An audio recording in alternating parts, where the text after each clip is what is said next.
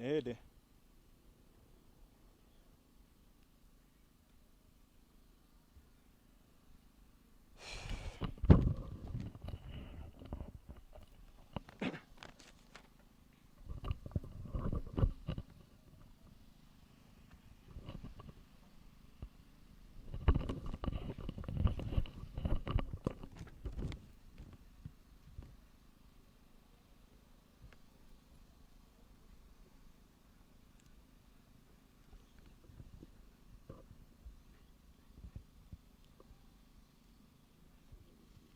Utatuambia kuuliza about what we expect today, then wewe utatupea just a brief history ya Viktas. Sawa, na nyinyi nitauliza, tutaongea kwa Kiswahili. Mtaniambia the benefits ambazo, wewe kuuliza faida ambazo ziko kwa Viktas, kujoin Viktas, na wewe unaweza niambia what nini unaweza encourage watu wenye hawajajoin nini Viktas. Sawa.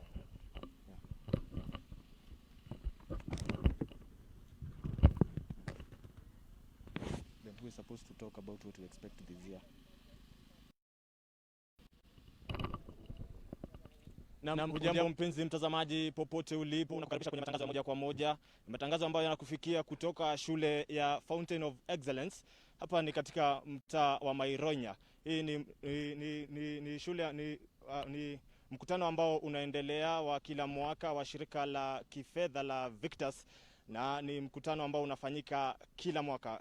Ni mkutano ambao umehudhuriwa na mwenyekiti wa shirika hili Stephen Deuri, naibu mwenyekiti Peter Ngacha na vile vile mkurugenzi mkuu Ann Waweru. Wengine ambao wamehudhuria vile vile ni Mr. Alan ambaye ni naibu OCS katika kituo cha polisi cha Mairo-Inya, vile vile Veronica Kahura ambaye ni mkurugenzi wa vyama vya mashirika katika kaunti ya Nyandarua. Mwingine ambaye amehudhuria ni Margaret Washira ambaye kutoka ofisi ya vyama vya mashirika kaunti ndogo ya Nyandarua Kaskazini, na miongoni mwa wengine. Na mtazamaji, sasa nataka niungane moja kwa moja na mwenyekiti wa shirika hili aweze tu kutueleza tu historia fupi, kwa kifupi tu historia fupi ama safari ya shirika hili la Viktas. Karibu sana bwana chairman. Asante sana. Tueleze tu kwa kifupi tu historia ya shirika hili. Kwanza kabisa nawakaribisha sana katika kikao cha leo. Historia fupi ya hili shirika maarufu katika kaunti ya Nyandarua ilianzishwa pale jiji dogo la Shauri mwaka wa 1996 na ikasajiliwa kama self help group. Kisha mwaka wa 2006 ndio ilisajiliwa na kuwa Sacco na kuwa jina la Shauri Umoja Sacco. Halafu mwisho mwaka wa 2009 ndio sasa tulihama na kuingia hapa Mailine na kuendeleza biashara, and we rebranded to Nyahururu Umoja Sacco. Halafu mwisho hivi karibuni mwaka wa 2016 ndio baadaye tulipoona sasa tumepenya kaunti ambazo zimetukaribisha hapa karibu, tukabadilisha na kurebrand Viktas Sacco so that tunaweza penya sehemu zingine za nchi yetu ya Kenya na hata nje ya nchi yetu ya Kenya. Asanteni sana. Haya, kabla niache uondoke bwana chairman, unaweza tueleza je, ni mambo yepi ambayo yatakuwa kizungumziwa siku ya leo? Siku ya leo tunatarajia mengi.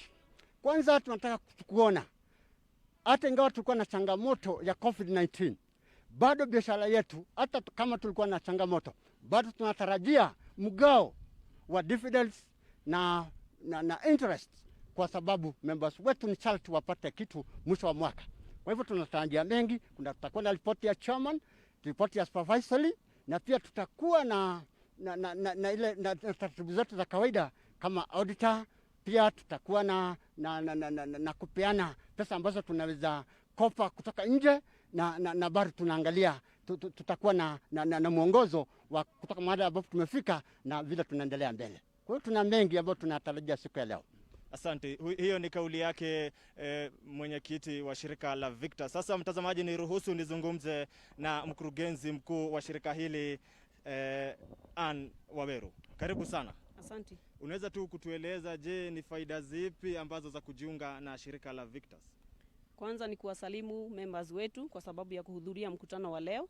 La pili ni kusema ya kwamba Viktas Sacco ni Sacco ambayo tunaambia watu wajiunge na sisi kwa sababu tutaweza kuhakikisha mmepata mikopo, tutaweza kuhakikisha pesa zenu ziko salama katika shirika letu, na vile vile tuko na mobile banking ambayo tunaambia watu we will deliver the services at the convenience of your home.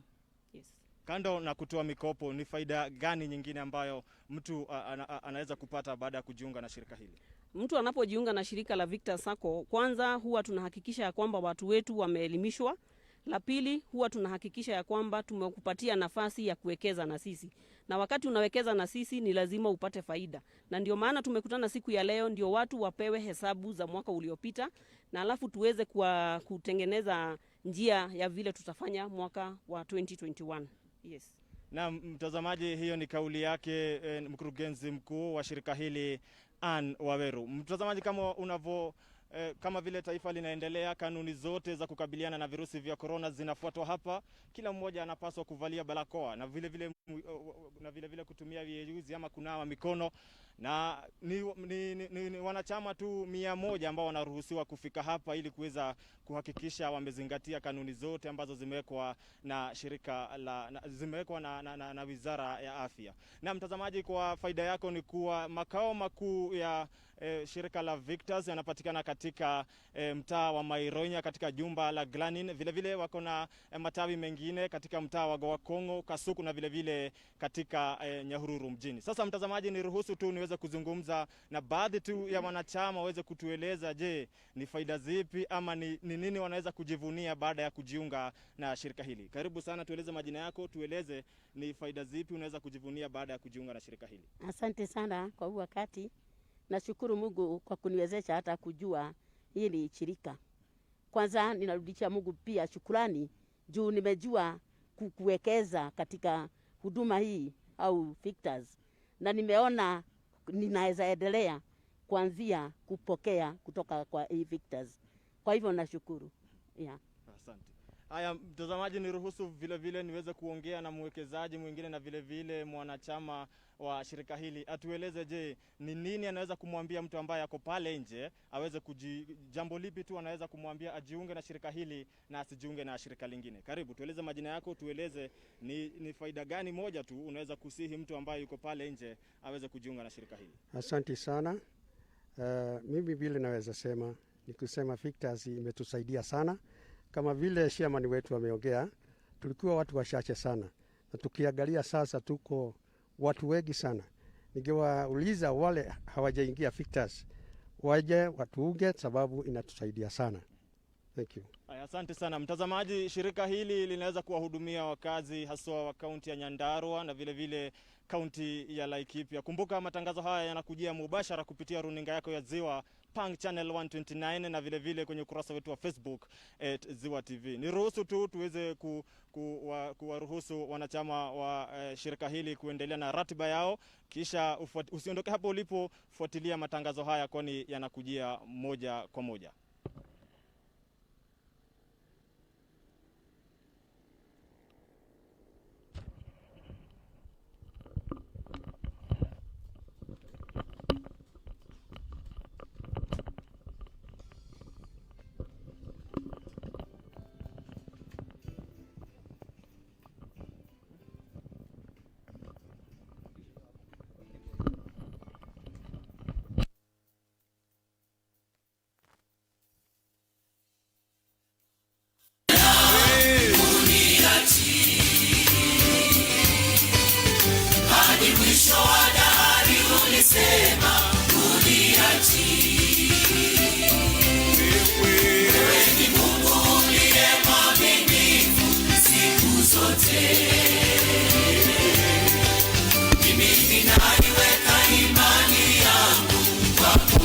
Halo.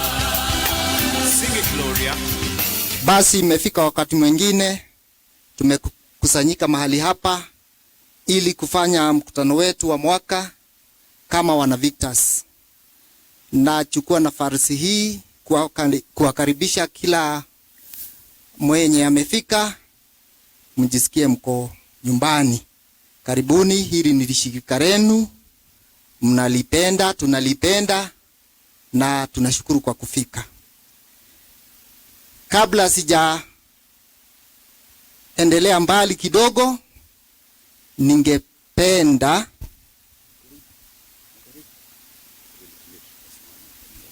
ningependa kuwauliza kwa heshima kubwa, kila mtu asimame ili tupigiwe wimbo wa taifa. Tafadhalini. Mungu nguvu yetu,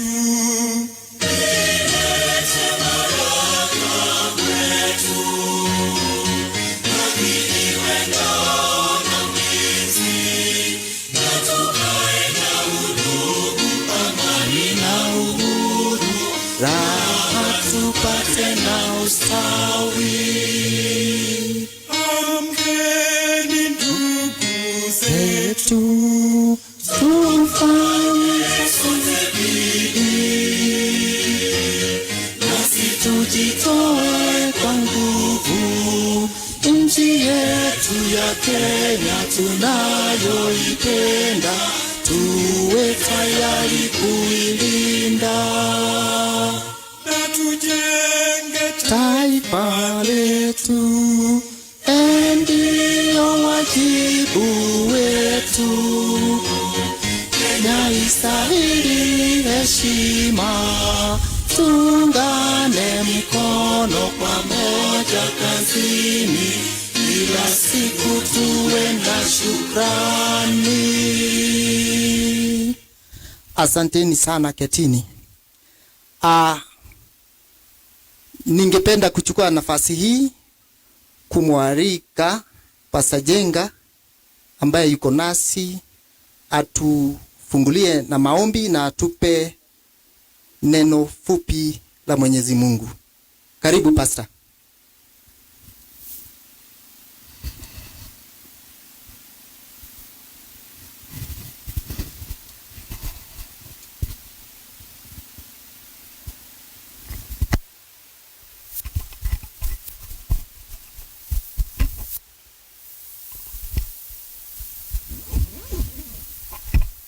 Asante. Bwana Yesu asifiwe.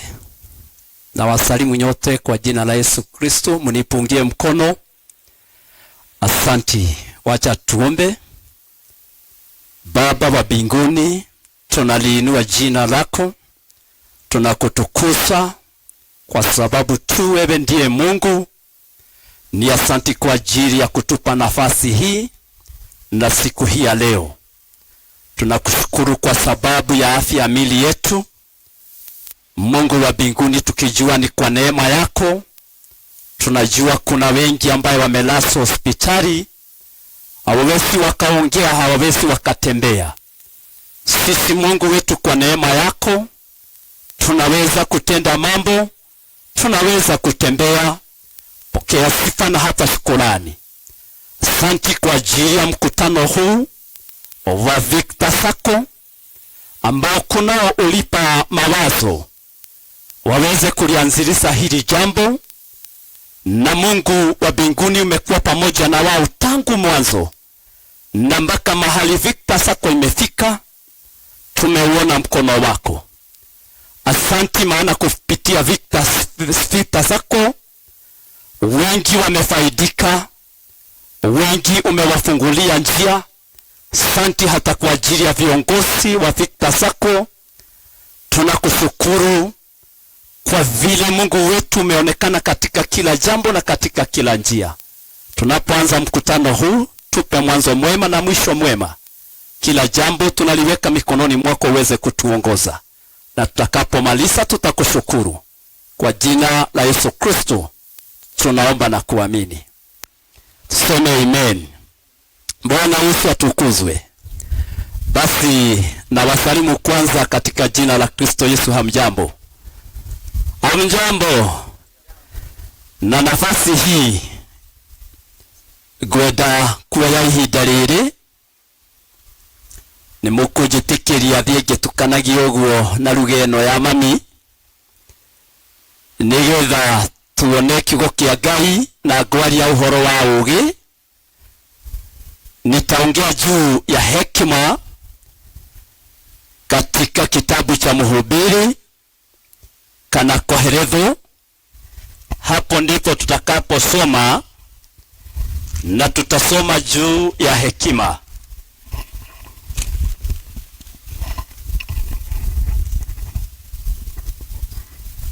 Koherezo 8, Mhubiri 8 mstari wa 12. Maana isipokuwa ni hekima ambayo Mungu wetu amepea viongozi wetu, chairman wetu na arĩa methutha wake atongoria wa Ngai athurire, na arĩa marutaga wĩra thĩinĩ wa Viktas Sacco wabicio tiga na ũgĩ, tũtingĩkinyĩte harĩa tũkinyĩte ũmũthĩ. Na Bible ĩroiga ũũ thĩinĩ wa Koheretho 8 mũhari wa 12. Reke tũthome. Atĩ nĩ gũkorwo ũgĩ nĩ mwĩgitio, o ta ũrĩa mbia irĩ mwĩgitio, no rĩrĩ wega wa ũmenyi maũndũ nĩ ũyũ, nĩ atĩ ũgĩ nĩ ũtũragia mũndũ muoyo ũrĩa wĩnaguo.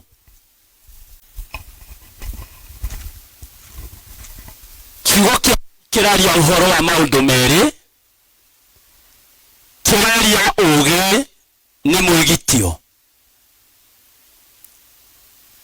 atĩ ona ciana nĩ mwĩgitio, no atĩ irĩ mwĩgitio mbeca na ũgĩ ũrĩ mwĩgitio, atĩ ũgĩ nĩ ũtũragia mũndũ muoyo. Na nĩ ngwenda ũtigithũkanie atĩ nĩ ũkaheithia mũndũ muoyo na nĩ ũtũragia mũndũ muoyo. Ndinaria atĩ ũgĩ nĩ ũkaheithia mũndũ muoyo, ndĩraria ũhoro wa ũgĩ, atĩ ũgĩ nĩ ũtũragia mũndũ muoyo. Nĩ aingĩ matũrĩte mũndũ muoyo nĩ tondũ wa kũgĩa na ũgĩ, na no aingĩ makuĩte nĩ ũndũ wa kwaga ũgĩ. Ngenda kuuga ũgĩ nĩguo ũtũkinyĩtie haha.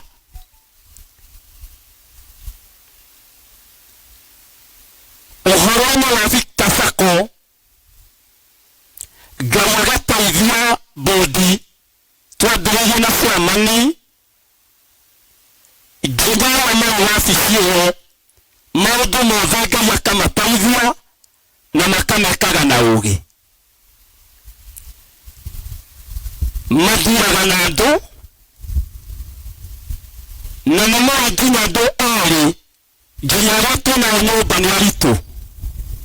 Nyũmba nyingĩ nĩ andũ 3 na 4, na nĩ ũrakora mũndũ nĩ aiga ndikwenjerwo mbura gũkũ na ndigũikara gũkũ rĩngĩ, tondũ nĩ kwagĩra ũgĩ. No nĩgetha mũciĩ ũtũre, nĩgetha ũhoro tũrĩ wa Viktas ũtũre, tũrĩ andũ ngiri cigana ũna, tukahota gũikara na kũiguanaga na wabici, inahitaji hekima iliyo ya juu sana, na tunashukuru Mungu kwa ajili ya kutupa hekima hiyo. Asante viongozi wetu, maana usipokuwa ni hekima hatungefika mahali ambapo tumefika. Bwana Yesu asifiwe. Napenda nimalize na neno la Bwana katika kitabu cha Yeremia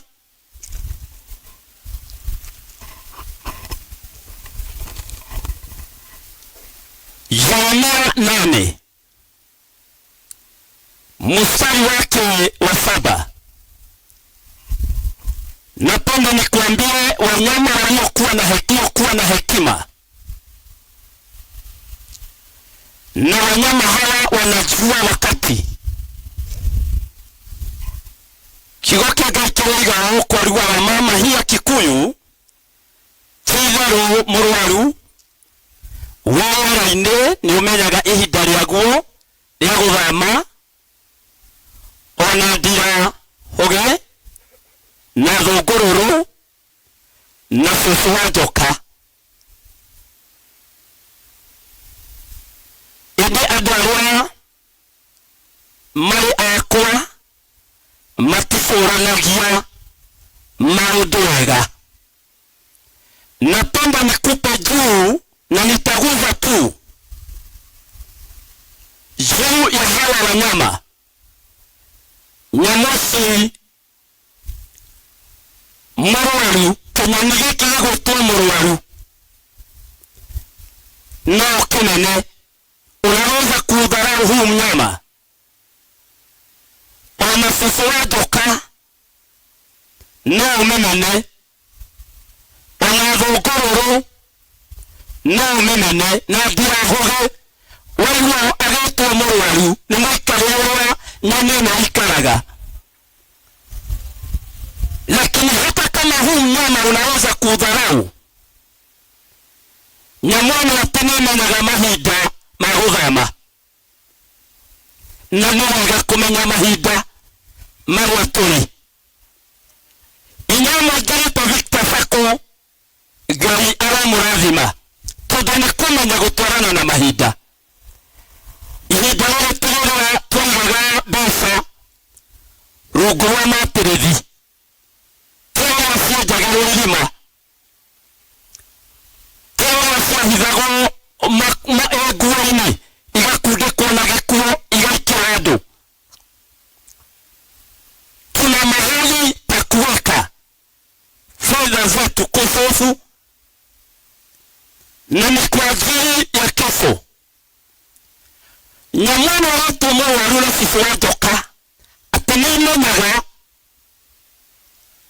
rĩrĩa rĩrĩ ritũ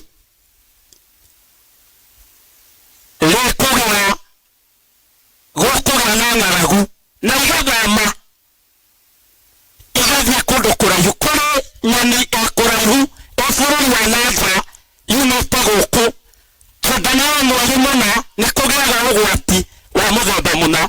Na sisi ni wakati wa kuhama kwenye kuweka fedha zetu kwenye godoro, kuweka fedha zetu kwenye kebe.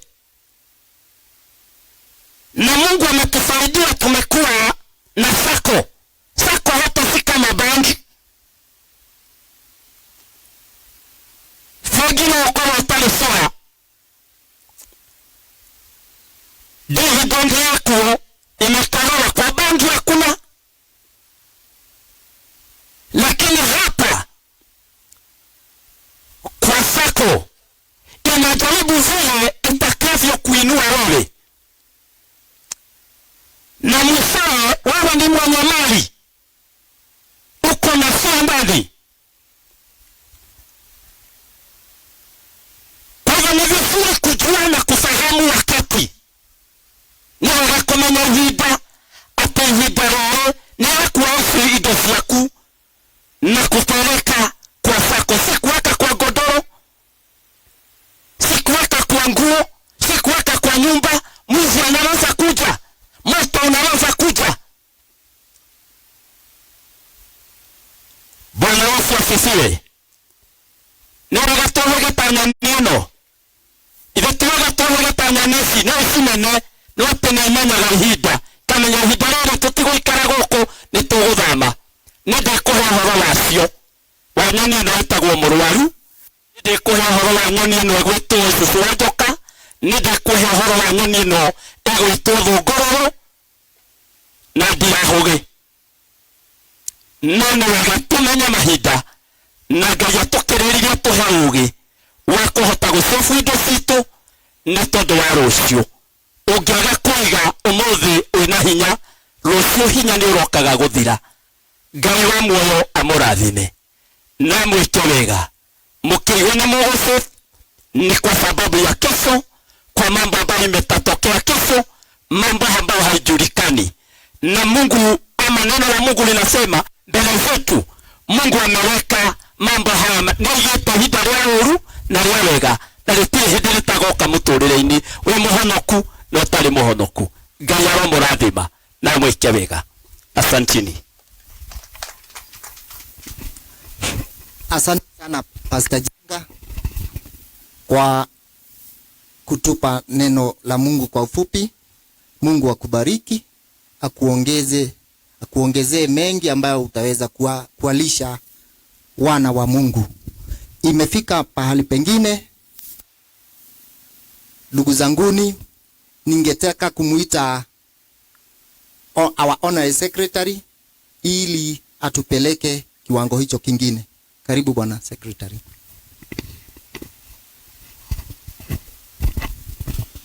So our guests, fellow directors, members of staff present, and our members, good morning.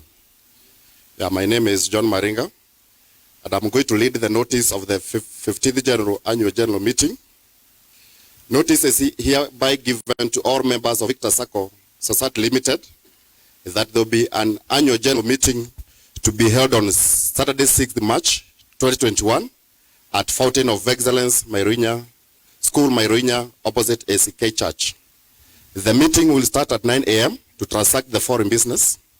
1. Reading the notice convening the meeting. 2. Approval of hybrid, that is physical and virtual general meeting. Reading and confirmation of the minutes of the last annual general meeting. Supervisory committee report. Chairman's report. Presentation of 2020 audited accounts. Disposal of 2020 surplus. Appointment of auditors for 2021. Fixing the borrowing power. And 10. Any other business of annual general meeting for which appropriate notice will have been given 7 days prior to the meeting. You note, in order to observe the COVID-19 protocols, entry would be for the first 100 members.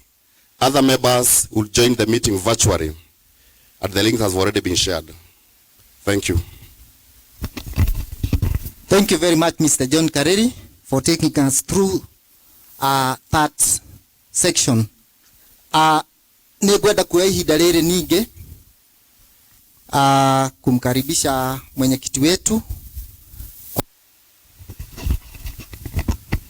kwa sababu haya maneno mnaona mbele yenu si ya kawaida, lakini tuliagizwa na serikali ama mundu tacenjagia no mundu uria mukigu, koguo we must work with, kama vile tumeelezwa na mhubiri wetu, tuwe tukibadilika na nyakati. Mmeona jambo ambalo hatujawahi kulifanya. We are on air kwa Ziwa TV. Wale wako nyumbani wanaweza kufuata huu mkutano kikamilifu, aidha kwa simu zao ama kwa runinga. Kwa hivyo ningependa kumkaribisha bwana mwenyekiti atupeleke hapo mbele.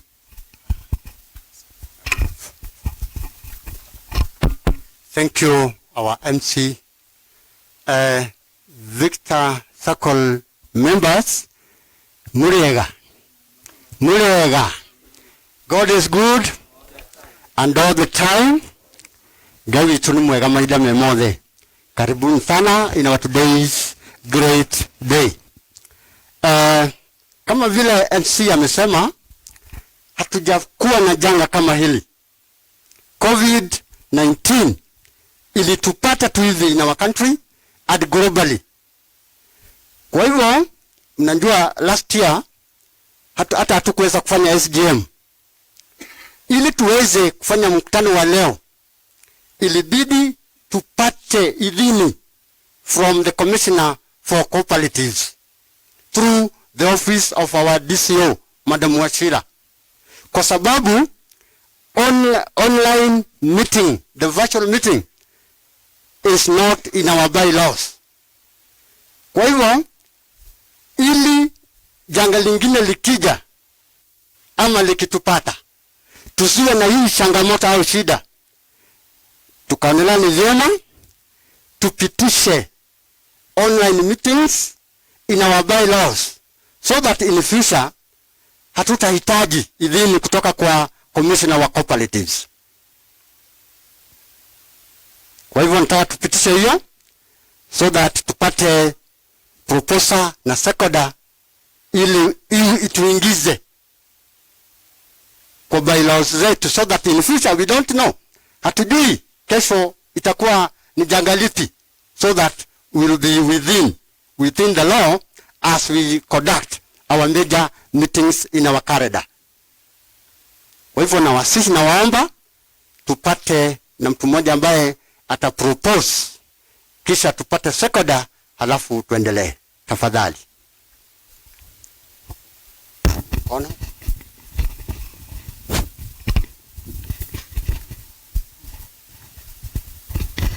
majina yangu ni Joel Kama Mwangi, natoka Shauri, na mimi ni member number 893 katika hii what do you call it, Viktas, na propose ili inasemekana tu proposal second iweko, sababu hatujui kesho itakuwa namna gani, lakini tukiwa tumejiweka vizuri katika ile registration, in fact we will be in a safe way. Mungu abariki. Asante sana Bwana Joel, tupate sekoda tafadhali. Sekoda the same.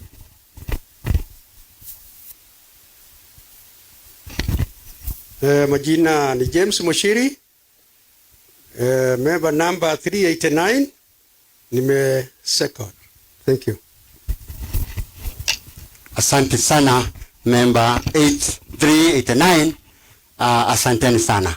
Kwa hivyo in case such a pandemic or anything else comes, now we are safe regarding our bylaws.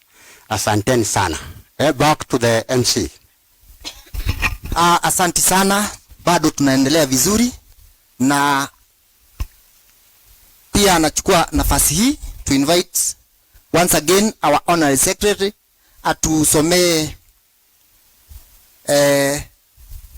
atulete taarifa ya ama atusomee minutes ambazo tulikutana wakati ule mwingine. Karibu. Okay, thank you. These are the minutes. This is annual general meeting minutes of meeting held on 7th March 2020 at Fountain of Hope, Mairo-Inya. Preliminaries, the meeting started at 10 a.m. with a word of prayer from Pastor Francis Nyaga, who shared the word of God.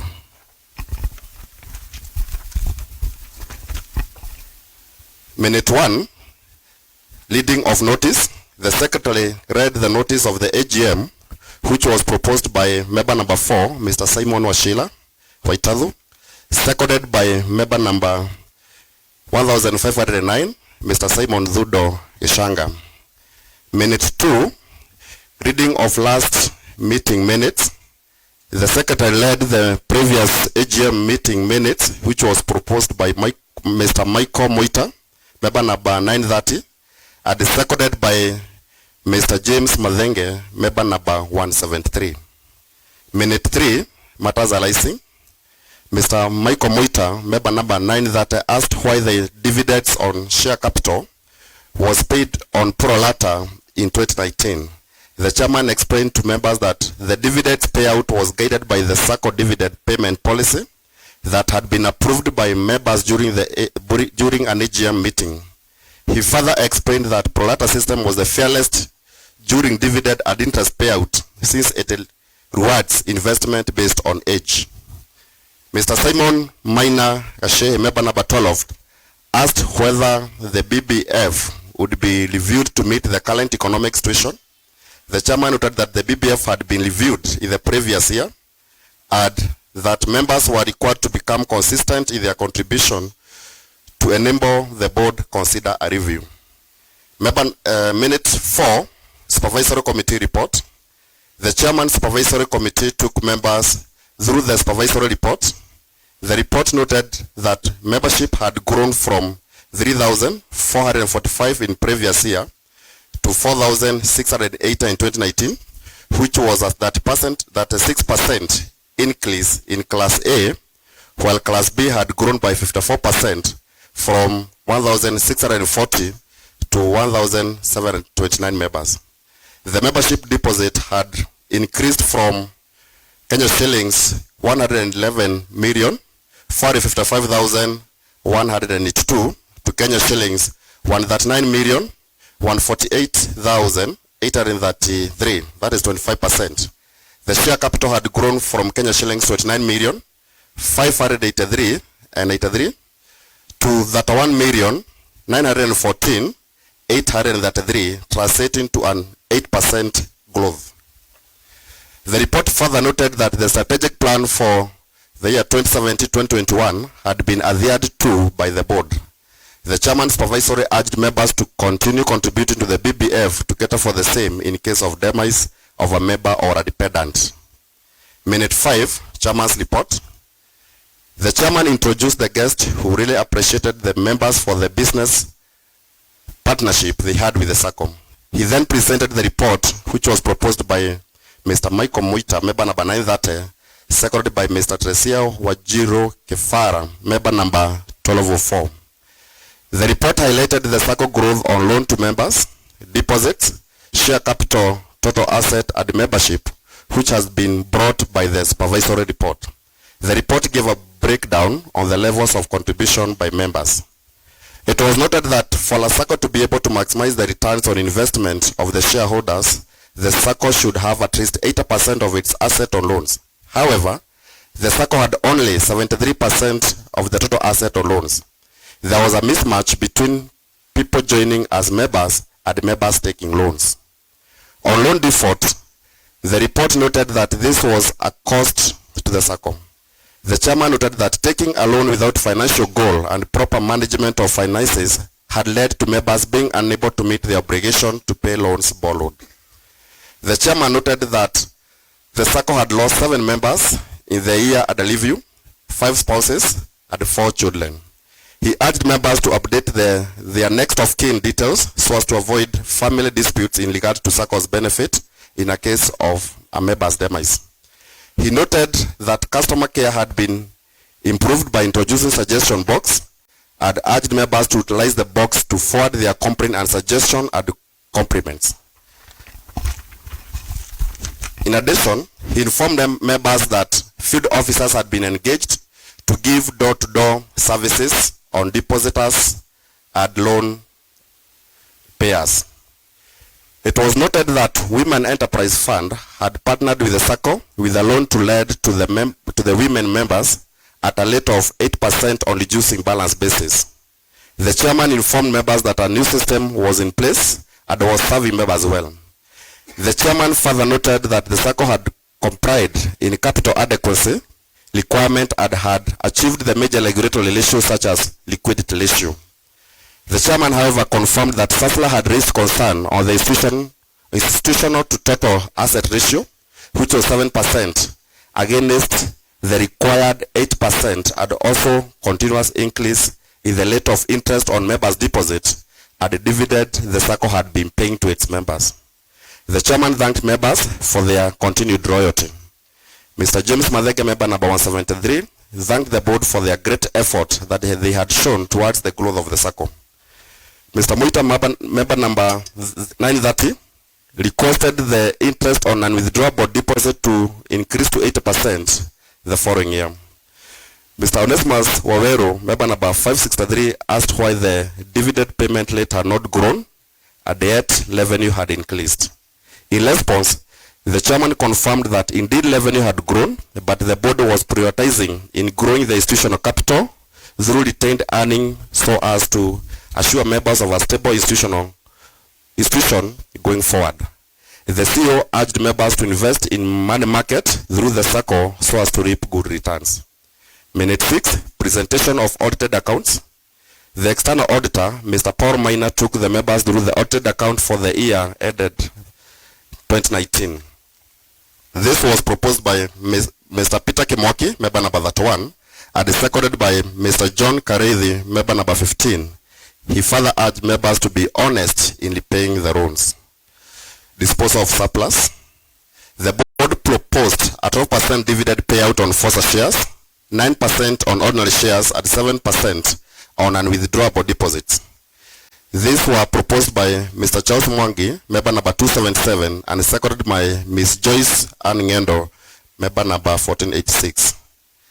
Minute 7, appointment of auditors. The chairman confirmed and presented the list of auditors who had expressed interest to provide external audit services for the financial year 2020. The chairman confirmed that all the audit firms which had shown interest had been approved by SASLA for the year 2020.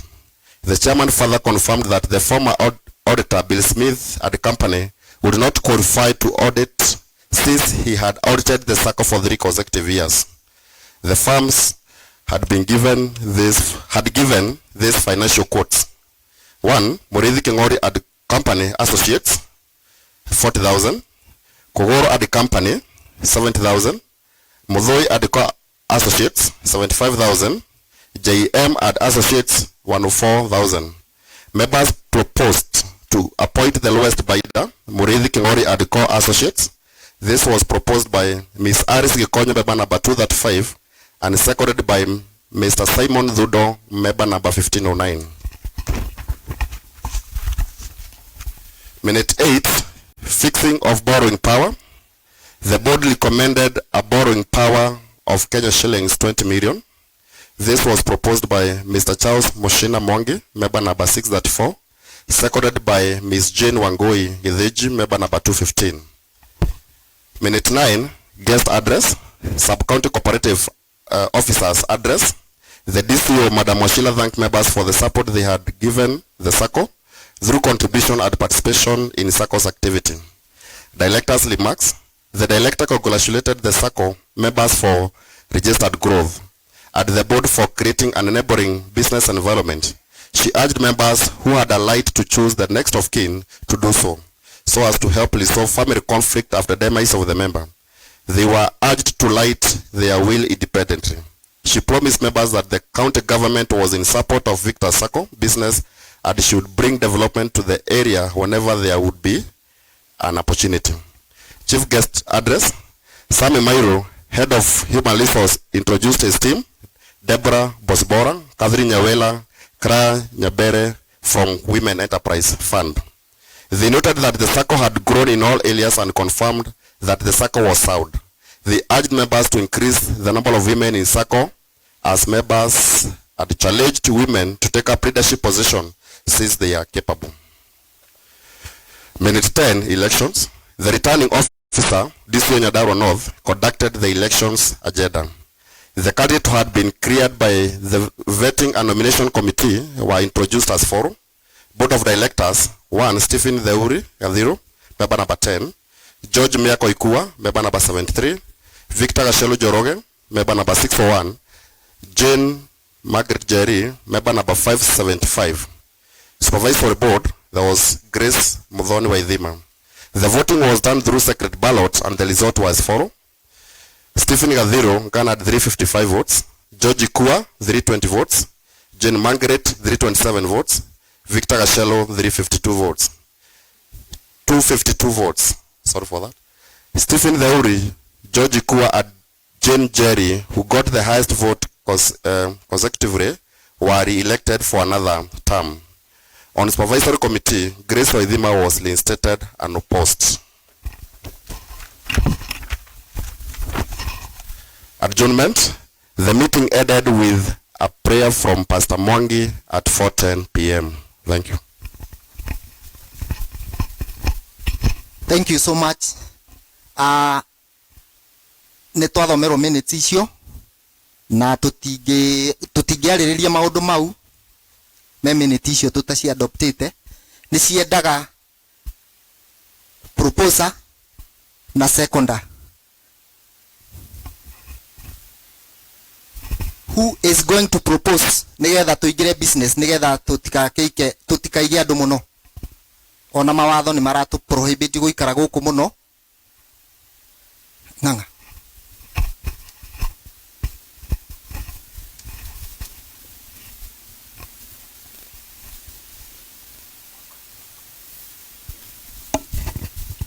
Member number 2338, Regina Mobi, may propose.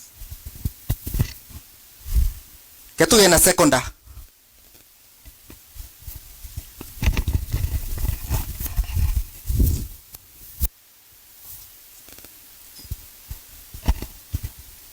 James Mushiri, 389 of second.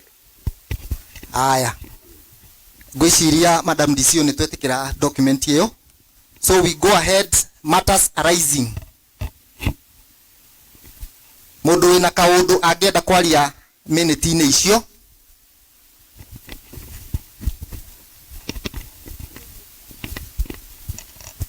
Tuthie o page ya mbere akoo wina kaundu koiga ya keri uguo.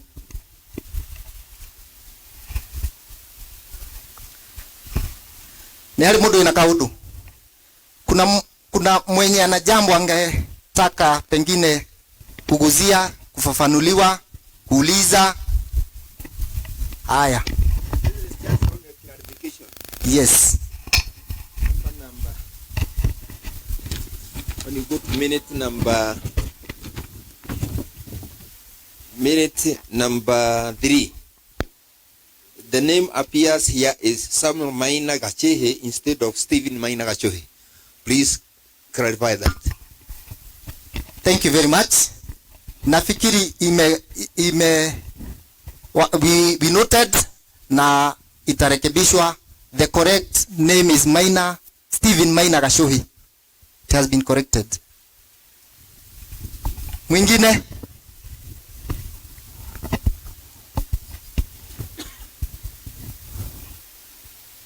Tunasubiri.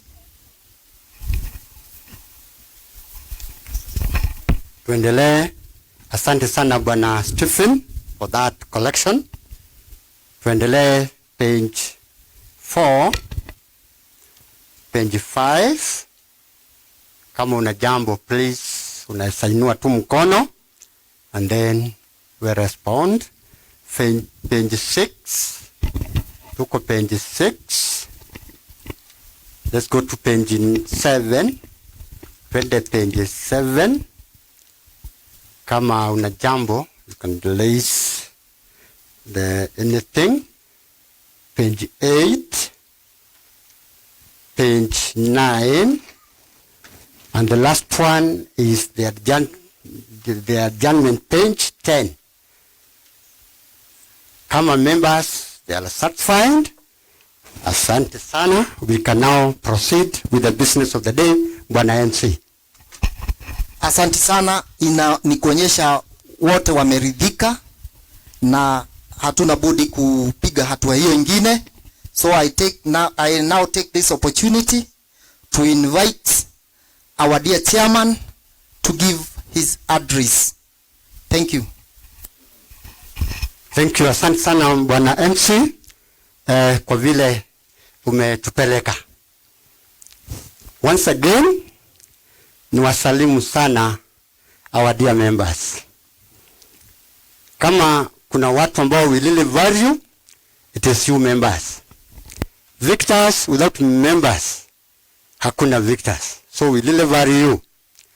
So this one is a very unique AGM, a very extraordinary one, and we are humbled and privileged to be with our chief guest, Madam Washila. We really thank our chief guest, Madam Washila, ambaye amekuwa na sisi kila wakati. Sheria za COVID hazigeruhusu tuwe na watu wengi. Asante sana Madam DCO. Pia nataka kuleta apology za my deputy Peter Ngacha ambaye alipata changamoto baki Nairobi jana na akawa hataweza kuhudhuria siku ya leo. Kwa hivyo nataka mpokea apology ya deputy. Tuliongea sana lakini kuna jambo ambalo lilimkaza kabisa akashindwa kuja siku ya leo. Kaniambia ni waletee salamu zake na tumekuwa naye in this business kila wakati. Umepokea apologies za deputy chair? Asanteni sana. Nipatie fursa hii so that I introduce my board of governors.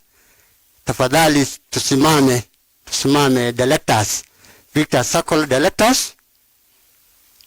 Viktas Sacco directors, please. In this capacity, also our CEO is also here. Hebu tutoke kidogo kwa sababu ya picha. Tuwe kidogo directors, please. We get a photo.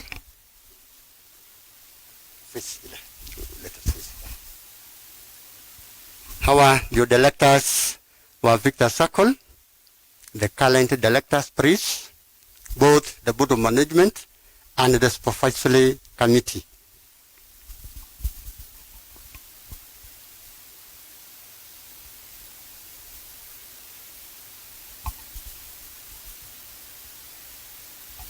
Thank you. Asante sana.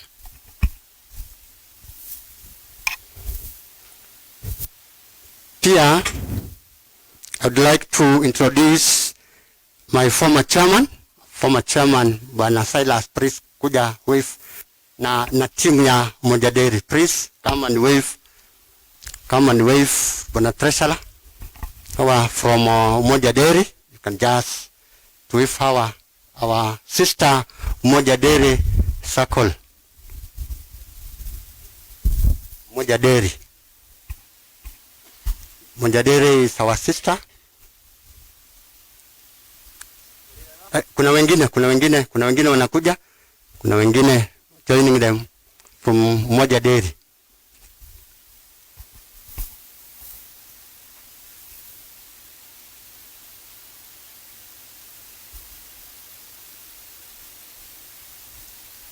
Thank you. Asante sana board ya dairy. Supervisory wa dairy wako supervisory Umoja Sacco wakiwa peke yao. Please, Viktas Sacco supervisory team mkiwa peke yenu. Supervisory team wakiwa peke yao. Please, chairman katikati, chair katikati, secretary and the other members. Just for a photo. Hawa ndio, that is the supervisory committee team. Thank you.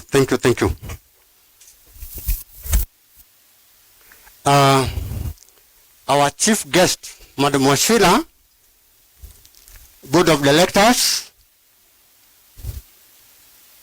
other directors present, pastors in attendance, Ziwa TV who are covering our live AGM, our dear members, good morning. God is good and all the time.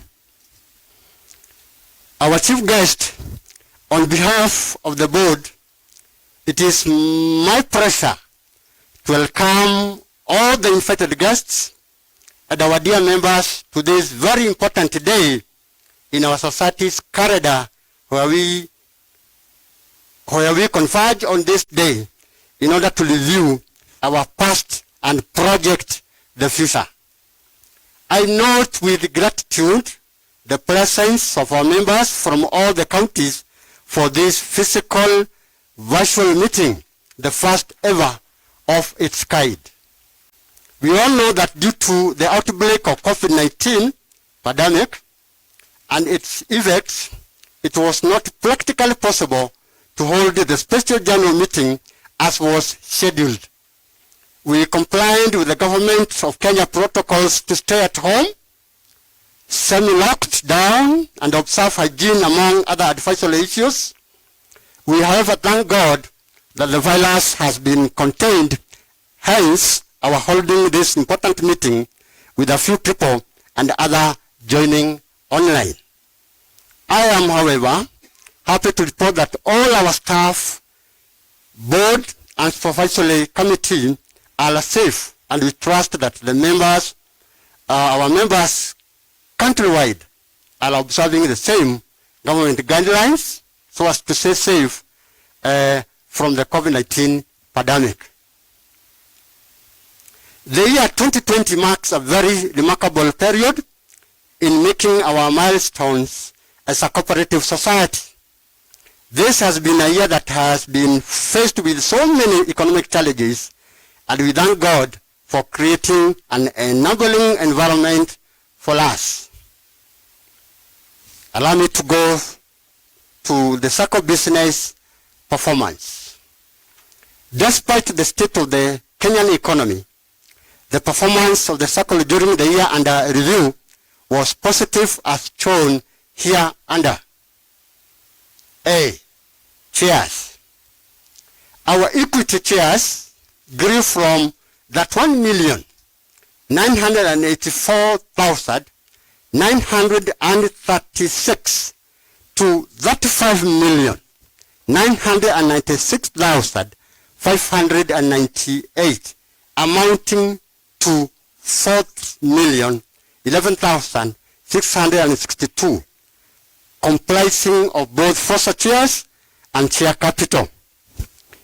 The number of members with 6,000 and above on FOSA shares stood at 1,083 members, with an amount of 9,304,505, while 1,647 members were partially paid to the tune of 2,492,369.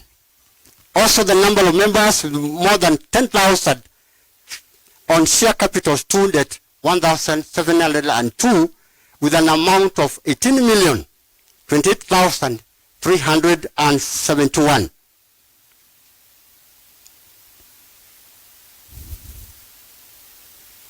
While 1,648 members were partially paid with an amount of 6,171,351. I wish to encourage members who have not fully paid up their share capital of Kenya shillings 10,000 and FOSA shares amount to 6,000 shillings to do so, since this is the strength of a financial institution. These shares can be raised on a monthly basis at 200 shillings per month for share capital and 50 shillings for FOSA shares, since one can invest even in higher amounts. Since we have members who have invested as much as 300,000 in shares. In order to encourage this contribution, the Sacco will capitalize last year's dividends for those members who are not fully paid up. Non-withdrawable deposits. Non-withdrawable deposits is the investment fund that gives a member borrowing power. The fund contribution was distributed as follows, with the highest investor raising between 3,121,000 and 950,000. 500,000 and above, we have 43 members with 33,685,334. The secondary rate, 200,000 to 499,123 members, with a total of that 5,968,530. Between 50,000 and 199,000, we have 714 members with a tune of 69,573,822. Below 500,000, we have 2,527 members with a total of that 1,501,852, giving a total of 3,441 members with a tune of 170,759,538. Members have been very committed to making the monthly contributions, but only a few are making timely monthly contributions. However, despite the hard economic times that the Kenyan economy faced in the year 2020, we managed to raise 31,610,705 in deposits, growing the fund to 170,759,538, which is a 22.7% growth. When we are unable to raise enough non-withdrawable deposits, then we find ourselves unable to meet our liquidity levels. The Sacco is forced to resort to more expensive sources of funds to meet the loan disbursement needs, such as external borrowing. It is the responsibility of every member to make timely contribution to enable the Sacco management to have enough resources to do the business. If members, therefore, are not able to make their payment by 10th day of every month, the Sacco will continue imposing penalties on their accounts. Loan to members. Like any other Sacco, the core business of Viktas Sacco is reading. Our reading business stood the test of time in the year 2020 due to the effects of the COVID-19, and against all odds, our loan book grew from 183,825,784 to 202,294,714, translating to a 26% growth in the year under review. There has been noted growth in loans as an asset in the year under review, but a mismatch in the number of members taking loans compared to new members joining the Sacco. This means that most of our members are saving without taking loans. A Sacco with only members who are saving without borrowing can hardly earn any profit. Saccos only earn profits whenever members borrow and they pay interest on loans. We urge members to continue borrowing wisely as well as repay promptly so as to improve their livelihoods as well as increase the Sacco profitability, thus increase dividends payout. Default. Loan default is the failure to pay back a loan which may occur if the debtor is either unwilling or unable to pay its debt. A defaulted loan is a cost to Sacco in terms of foregone or delayed interest, high recovery costs, and finance costs associated with external borrowing.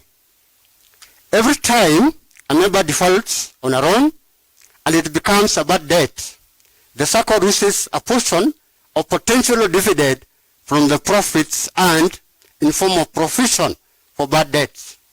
This erosion reduces the amount of dividend payout. In order to ensure that our members would be able to survive during COVID period, the Sacco encouraged members to opt for loan reschedule in order to prolong their repayment period and also reduce the required monthly installments. The number of loans rescheduled were 201 loans, amounting to 58,158,955. This, we believe, was a relief to most of our members, and we still believe that Viktas Sacco is the surest financial partner in such hard times.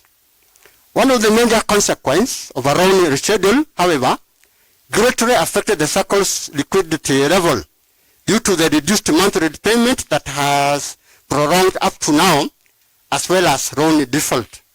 We are recommending some measures such as recovery of loan arrears from the dividends and interest payout to reduce loan default. Revenue.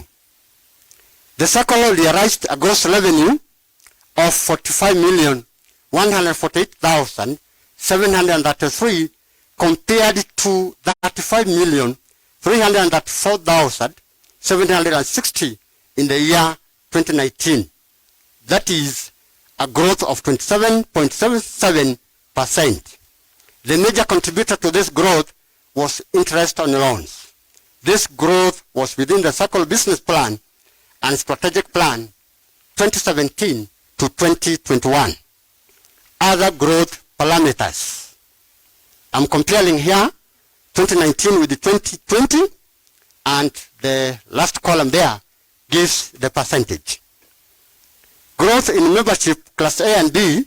Class A in 2019 was 4,680. 2020, 4,245, translating to a total of 12%. Class B the same year, 2019, was 1,729 members, while Class B members in the year under review 2020 is 2,118, translating to a 22% growth. We also compare growth in asset base. In 2019, our asset base was 252,884,527. In the year under review 2020, our asset base grew to 299,996,601, translating to a 19% growth. Reserves. We also compare our reserves there. Our reserves in 2019 was at 18,189,551, while the year under review grew to 24,640,967, a growth of 35%. Let me highlight challenges and way forward. My first attention there goes to the impact of coronavirus on circles. Historically, a number of circles have experienced challenges that have stunted the growth of the circle movements, such as failure of members to pay back their loans, among others. However, the novel coronavirus has taken an unprecedented and most likely the largest test to the survival of circles.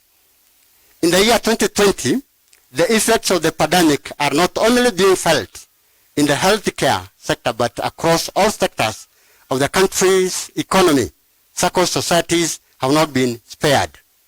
So, what are some of the effects that cooperatives have experienced from the novel coronavirus? 1. Low uptake of loans from members. Bulletin 2. Massive savings withdrawal from the circle to cater for their basic needs. Inability of members to pay their loans due to this, thus increasing default levels. We however remain hopeful that God will help us out of the pandemic and that a vaccine will be available that is already in our country as we talk now for all of us in the near future. We thus encourage you to continue observing the Ministry of Health protocols in order to be safe and also to protect the other people. Liquidity. The economic downturn after the first COVID case was announced in Kenya has had a ripple effect on employment and business. Many employees have gone on unpaid leave or have been affected by pay cut, while many businesses have either recorded losses or have been completely shut down. This has resulted in many circles members withdrawing their savings to cater for their needs. This, as a result, has affected the liquidity of circles, Viktas Sacco being one of them. We propose that members will choose Viktas Sacco as their major financial partner and save in the FOSA account, where they can easily access their savings through mobile banking. We urge the members whose business are back to normal to start paying their dues promptly in order to rescue the Sacco from the bruises of COVID-19. In addition, we encourage members to consider paying back their dividends and interest in order to reduce cash payout. Postponing the annual general meeting stroke delegate meetings. The Ministry of Cooperative, Industry and Trade issued the indefinite postponement of the AGMs due to the effect of COVID-19 pandemic.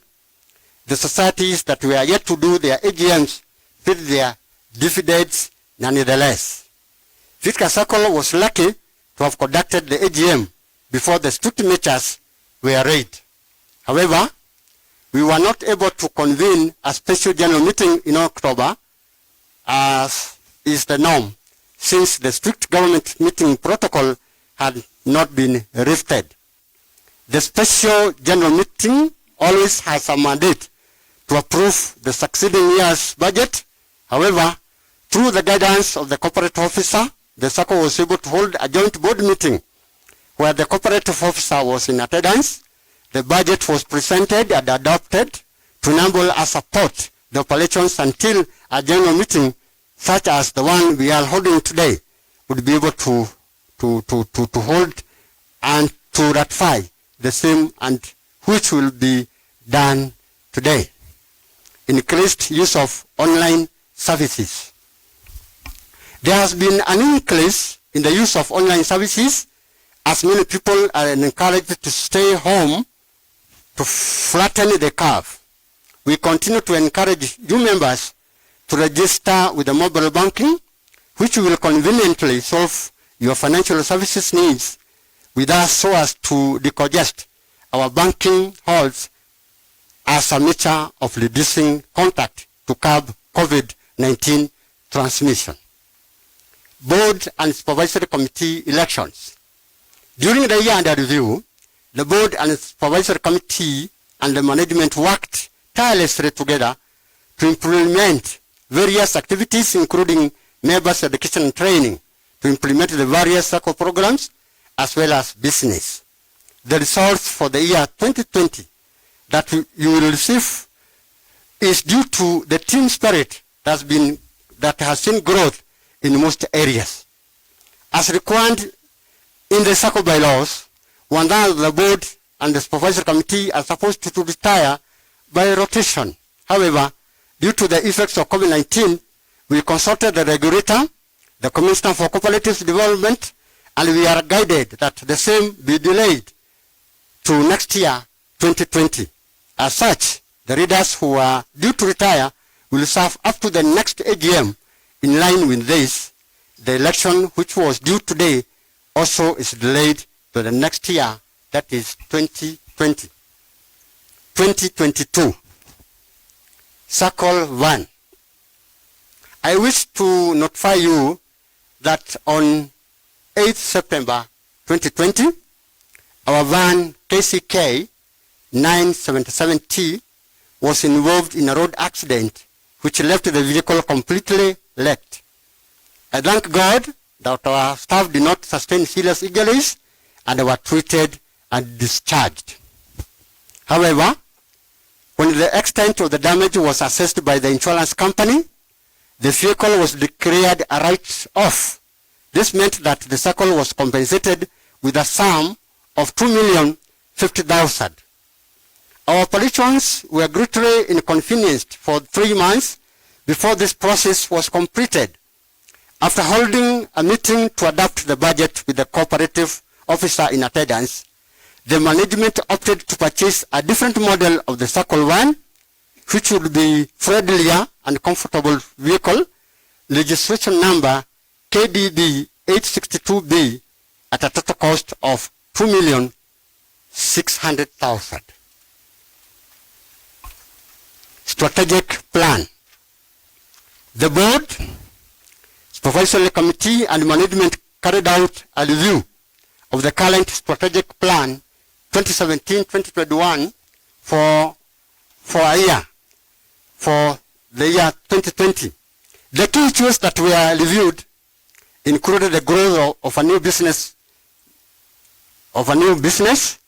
membership, an asset liability management, implementation of a new ICT system, delinquency management, and customer care, customer service, among others.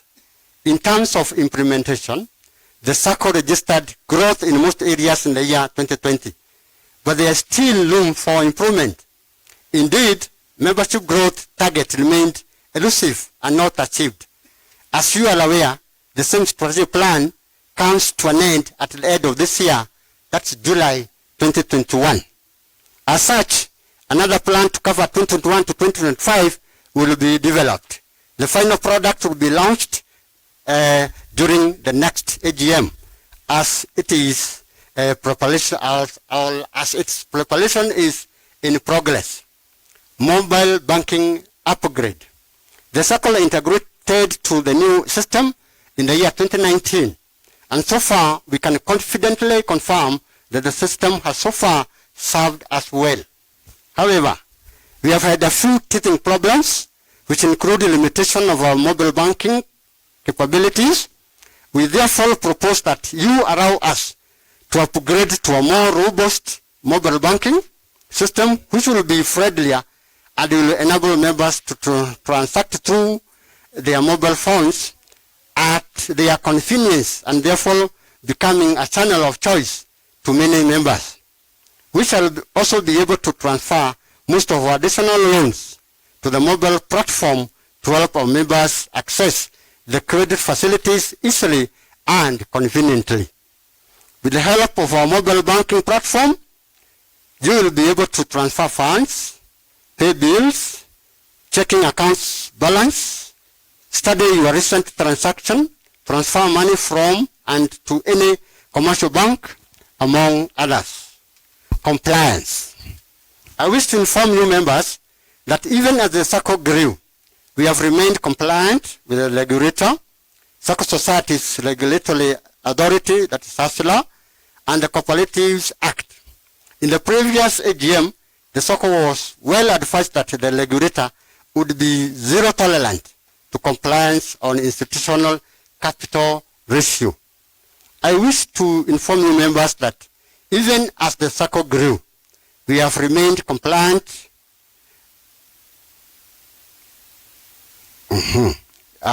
Let us proceed. In the financial year 2019, the Sacco recorded a 7% institutional to total asset ratio against the required 8%. Remarkably, we have managed to achieve the minimum threshold of 8% in the year 2020. That's a key area.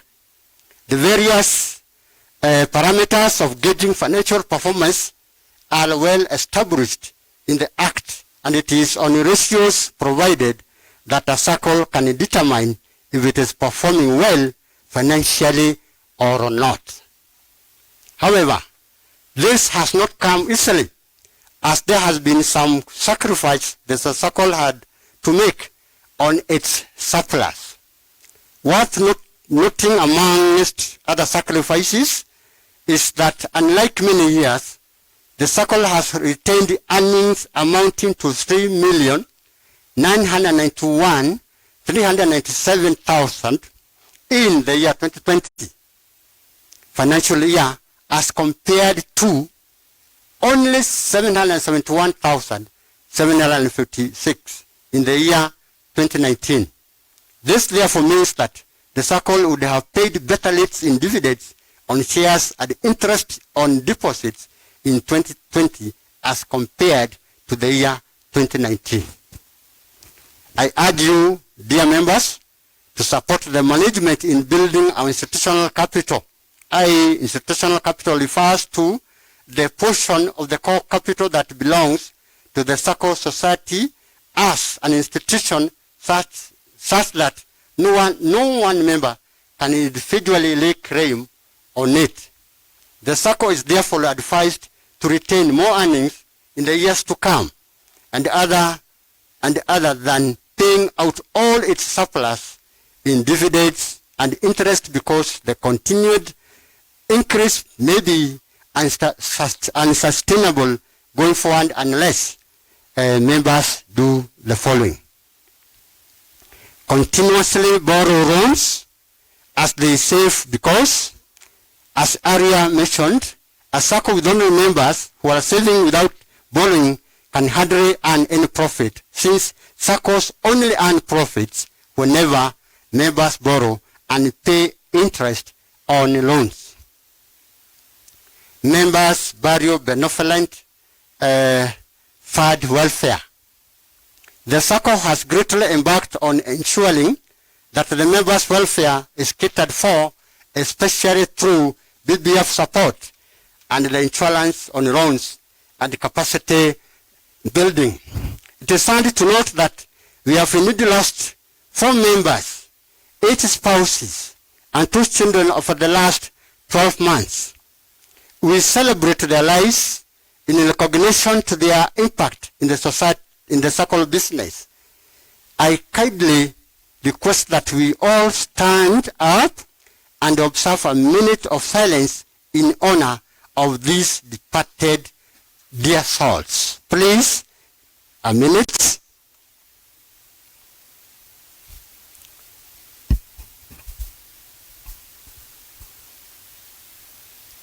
Thank you. Please sit. The list on the members are there. Member number 1208, member 101, 121, 414, and member 1081. It is through the pulling together of resources by you, dear members, that this has enabled the society to support their families. The Sacco gives 20,000 to a member when you lose a member, 15,000 in case of a member's spouse, and 10,000 in case of a member's child. In addition, in the case of death of our member, the insurance company always pay a last respect of 50,000 to the family, as well as clear the total outstanding loans, provided that the loan was not in arrears at the point of death. However, we have encountered some challenges when it comes to settlement of such claims, especially when claim documents are either not surrendered or the office is not even aware of the death. This has further delayed the insurance company from settling the loans as expected. We urge you, dear members, to support us in ending these disputes by ensuring your next of kin details are updated, documents are presented on time, and death of a member is reported to the Sacco management to avoid such delays. We promise to continue supporting the Sacco family members through the duty of kitty, going in line with our motto, with you all the way. 2020 surplus distribution. As it is the norm, the Sacco recognizes the effort put by you members in contributing to the financial achievements in the year under review. It is therefore my responsibility to recommend the distribution of the surplus that we earned in the course of the year. The board made a commitment to the members last year that we would highly pay on dividends, both for ordinary and for such years. We wish to confirm this commitment by proposing a 12% dividend payout on FOSA share and a 9% on ordinary shares. We further propose an interest rate of 7% on non-withdrawable deposits. In conclusion, I want to thank all the members for the continued loyalty support and choosing Viktas Sacco as their investment vehicle. Special thanks to the members of staff for working tirelessly during the year to achieve impressive results. I want to thank the management committee for the support they have given me as the chairman of the Sacco.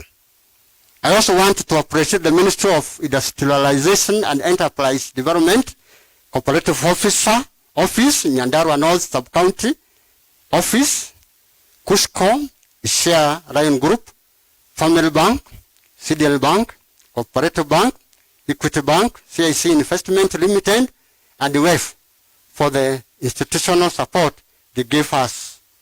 We also appreciate our legal advisors, our auditors, members of the supervisory committee, and all the stakeholders who have contributed to our success.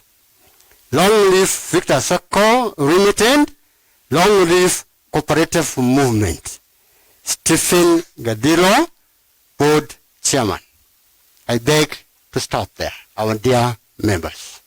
Thank you for the patience and thank you for following keenly. Asanteni sana.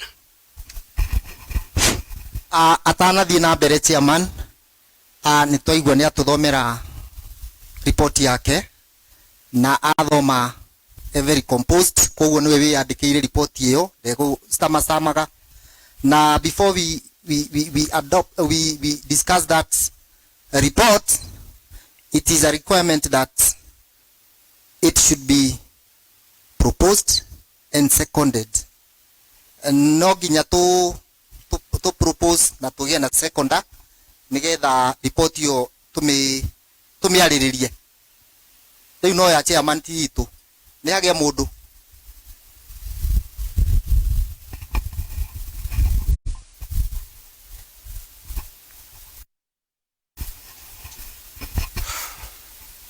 My name is Charles Mwangi Wawero. I propose. Member number 277. Thank you.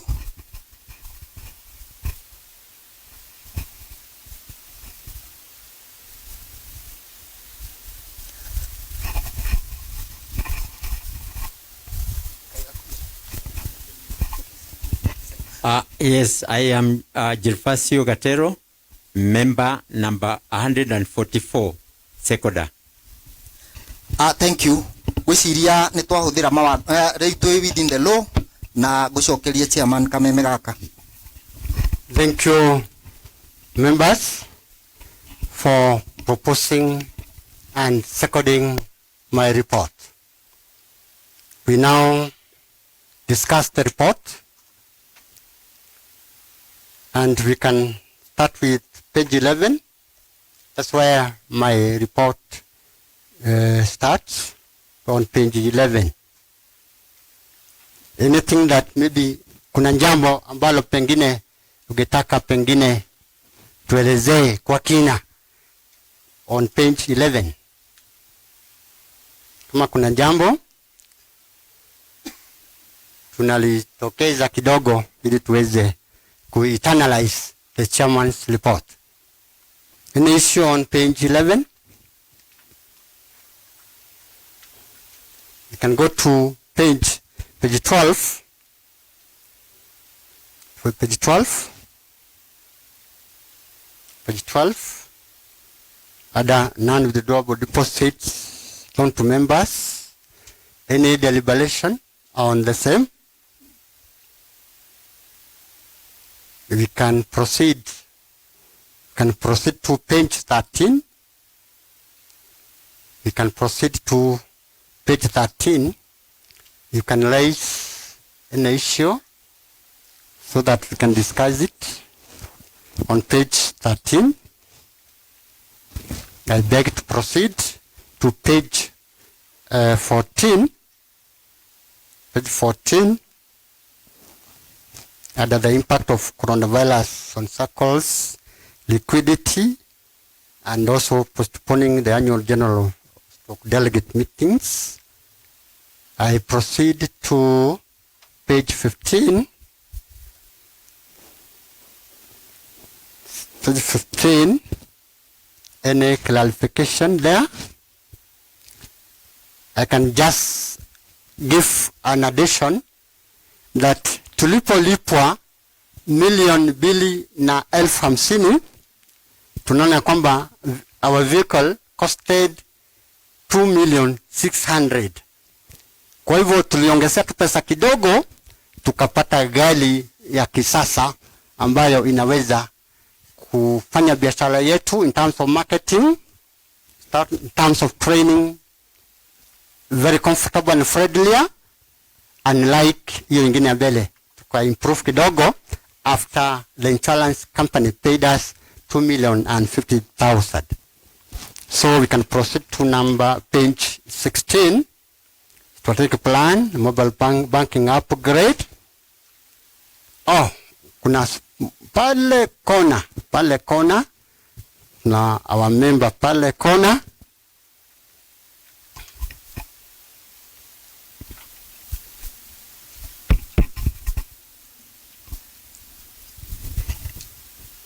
Habari yenu members. Mzuri. I'm a member number 724. Na niko na concern na hii issue ya Sacco fund. Mkwa hiyo nimekubali, ni kweli ilikuwa written off. Ilipata accident ikawa written off, haiwezi irudi tena. Lakini nilikuwa nauliza, is it possible hiyo gari hata kama imekuwa written off iusiwe one of our members mwenye ako na interest? Asante sana. Note that one. Note that one. Kuna mwingine hapa?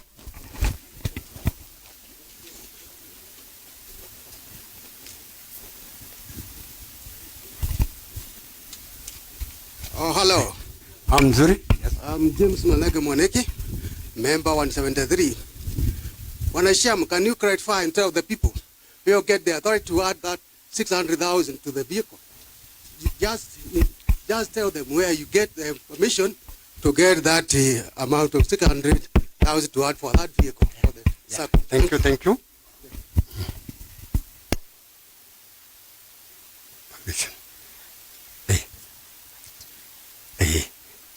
Mwingine, tupate mwingine. Atrete.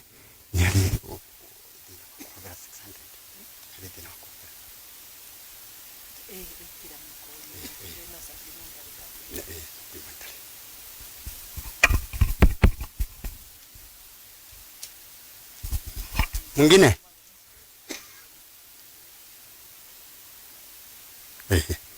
Kwa hivyo tuendelee. We can proceed to, alafu tutajibu maswali, all the issues. Okay. Tumemaliza page 15, page 16. Page 16, yes. There is a member there. Page 16.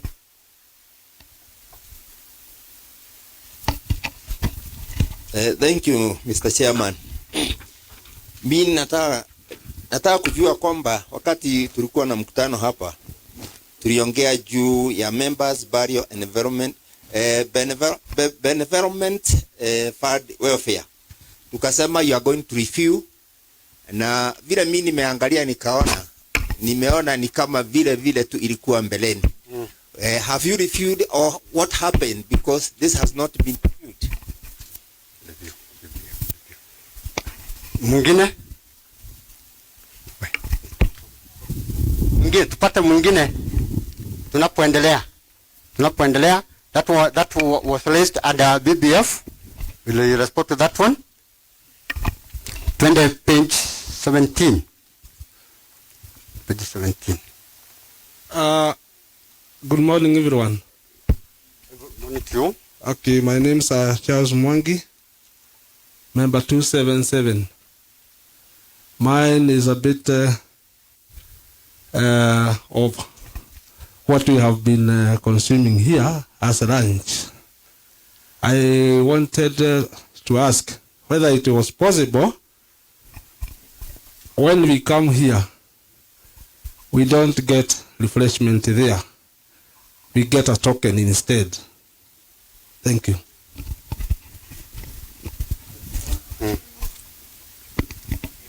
Mwingine? Tupate mwingine alafu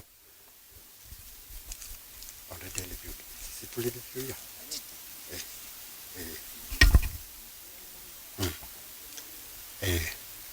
Okay.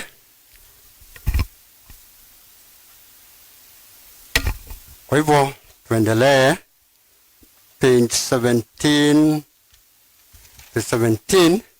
mpaka the last part, surplus. The last part ni ya surplus.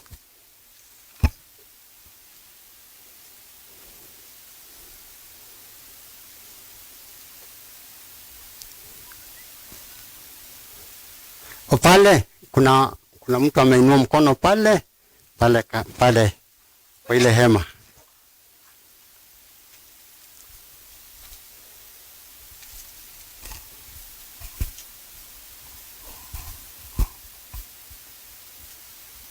Habari yenyu.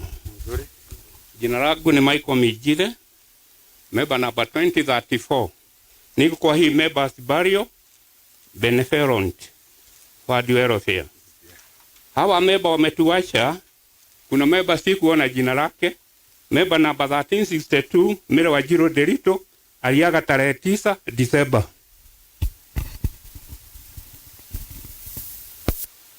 Okay. Noted. Kuna mwingine? Naona mkono pale.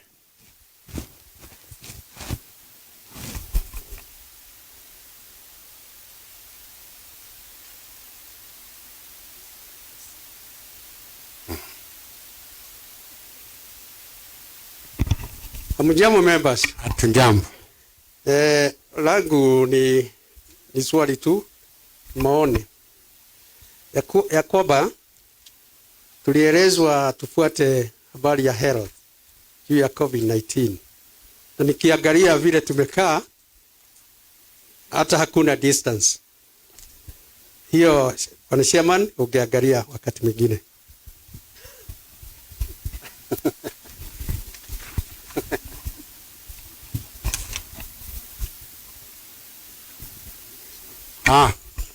Kuna mwingine alafu we start responding. Kwa hivyo tunaweza let us tujibu. Those are the issues list from my report. Naomba tuanze na ile ya Bwana Gitau, member number 724. Ni vizuri Bwana Gitau, hii gari igeuziwa wana wa members maybe, lakini accident ilifanyika. We didn't know kama itakuwa written off. Wakati ilikuwa written off, tukapata ripoti ya kwamba sio vizuri hata gari ikiwa written off, pengine tufuatilie sana. As a matter of transparency, hatukufuatilia hiyo. Maybe in the future we can consider that one, Bwana Gitau, in the future. Lakini this time hatukufikiria hivyo. Tuliona tukiwa na gari na ni yetu, basi ingeleta some issues, but next time tumeona your point. Next time tunafikiria hivyo. Lakini tulifikiria kama gari sasa ikichukua na mtu mwingine na nimekuwa na accident alafu ije hapa, kwa hivyo ndio hatukufuatilia sana, kwa sababu pengine unajua mambo ya gari a bit sensitive. Kwa hivyo tulipopewa our insurance money, si tuliendelea na mpango wetu. Lakini in next time, in case such occurs, Bwana Gitau, we can think of that one. The second one ni Bwana Mwaniki. Ile the 600,000 zile tuliongeza zitapatikana in our supplementary budget ambayo tutasomewa leo for the approval of the members. Bwana Jimmy. Then the other issue was raised by member number 12, Stephen Maina-Gachoye, regarding the review. na zile pesa ambazo tunapatia our departed souls. Ni kweli bwana Maina, wakati tulikuwa tunaandika this minutes, already we had reviewed these rates, but the management inaweza pia angalia whether we can still improve on it. Already we had improved, but we can still think of reviewing the rates again upwards. It is true, gharama ya kila kitu ni kama imeenda juu. We can sit down still and think of improving the same as a board, and maybe recommend it to you maybe during times that we normally meet, but we look into it. Hiyo tutaangalia. Regarding the other member number 2034, regarding huyu member 1362 mwenye aliaga on 9th December.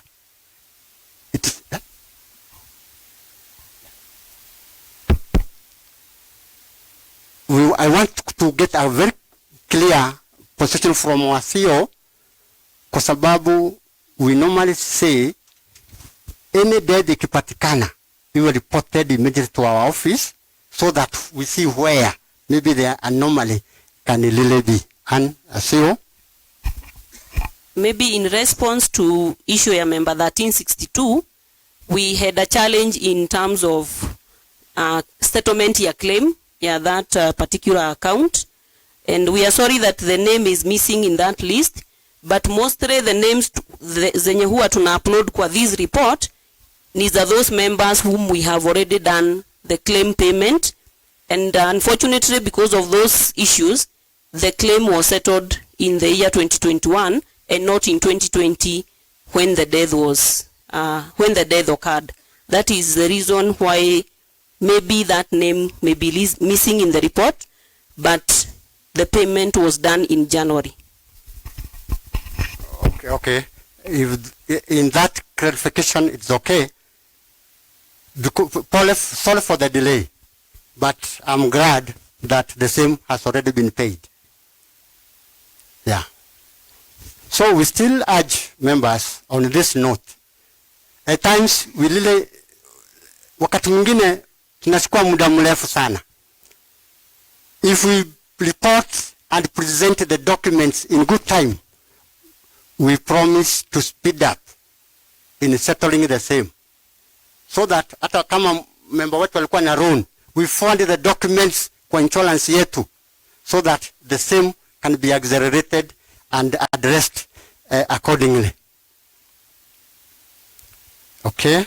Then member number 277, regarding instead of maybe as NAC, we consider a token instead, badala ya kile kidogo about tunapata leo, though we are still observing the COVID protocols.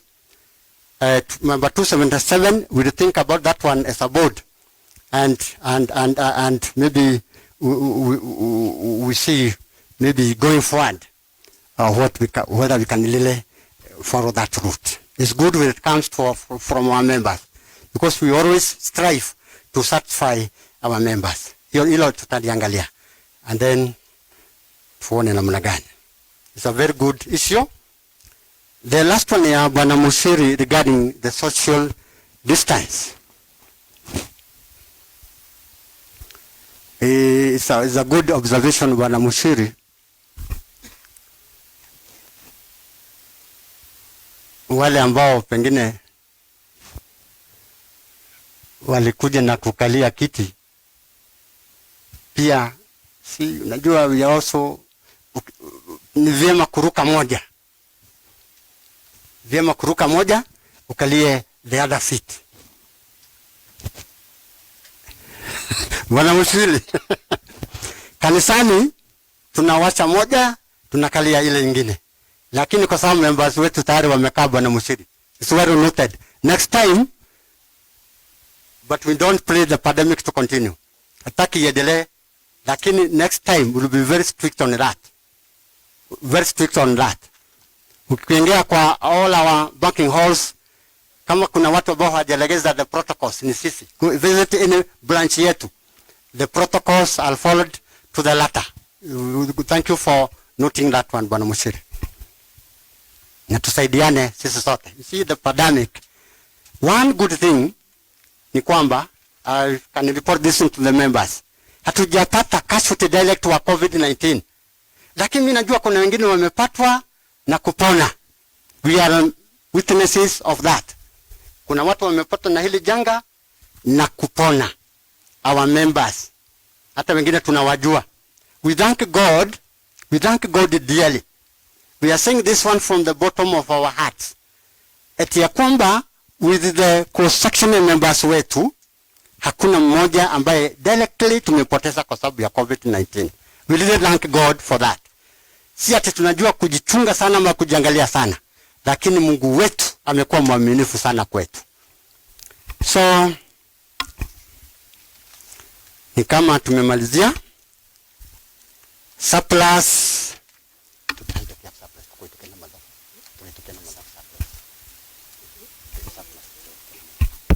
So I thank you so much for responding and reacting to my report, and the areas will really be looked into. I really promise that. We proceed with our program of the day. MC. Thank you Chairman. Ni wega tumuhurire karuhio na tuli na nini ngumwira tukumuhurira karuhi getagwo lightning ni karuheni. Thank you Chairman. Tuguthie gikiro kiu kingi ku invite report ya supervisory area tugutwarwo through ni its chairman.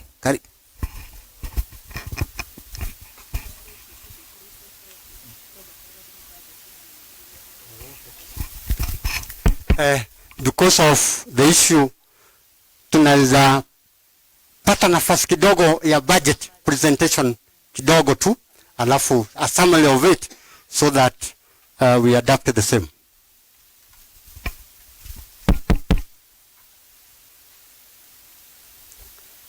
Father Danson is our internal auditor. And then, I serve with the audited accounts are done by our external auditor, who is in attendance. Father Danson.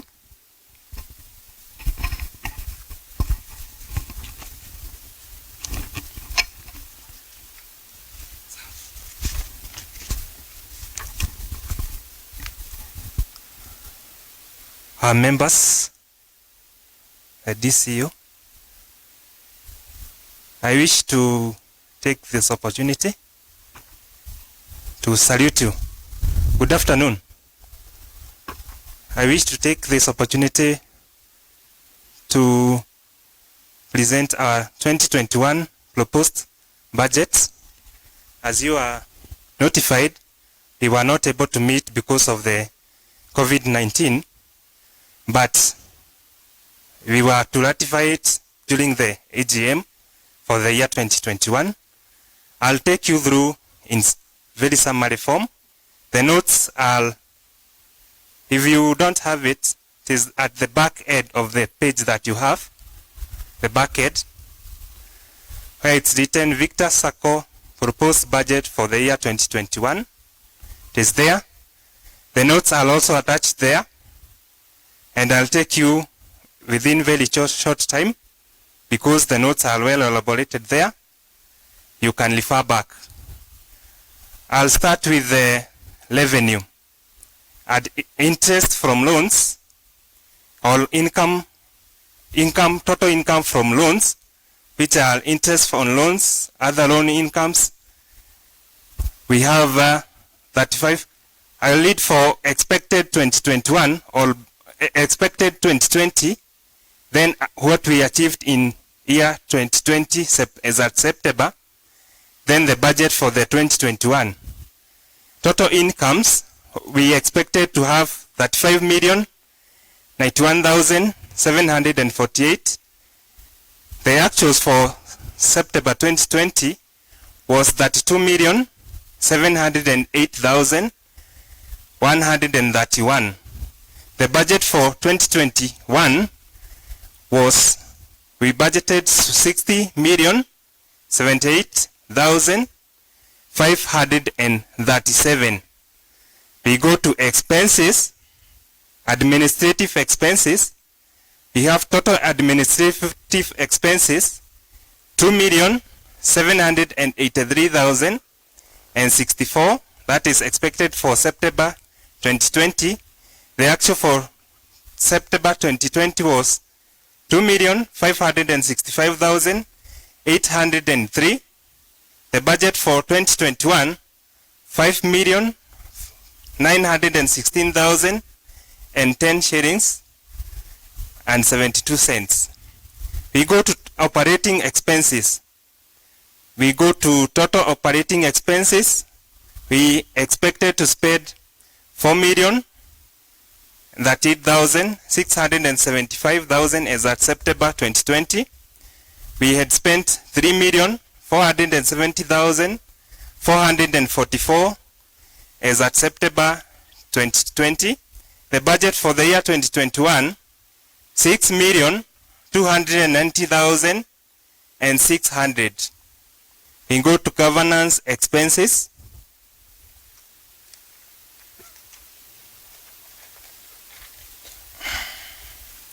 Governance expenses, total governance expenses, we expected to spend 2,274,300 as at September 2020.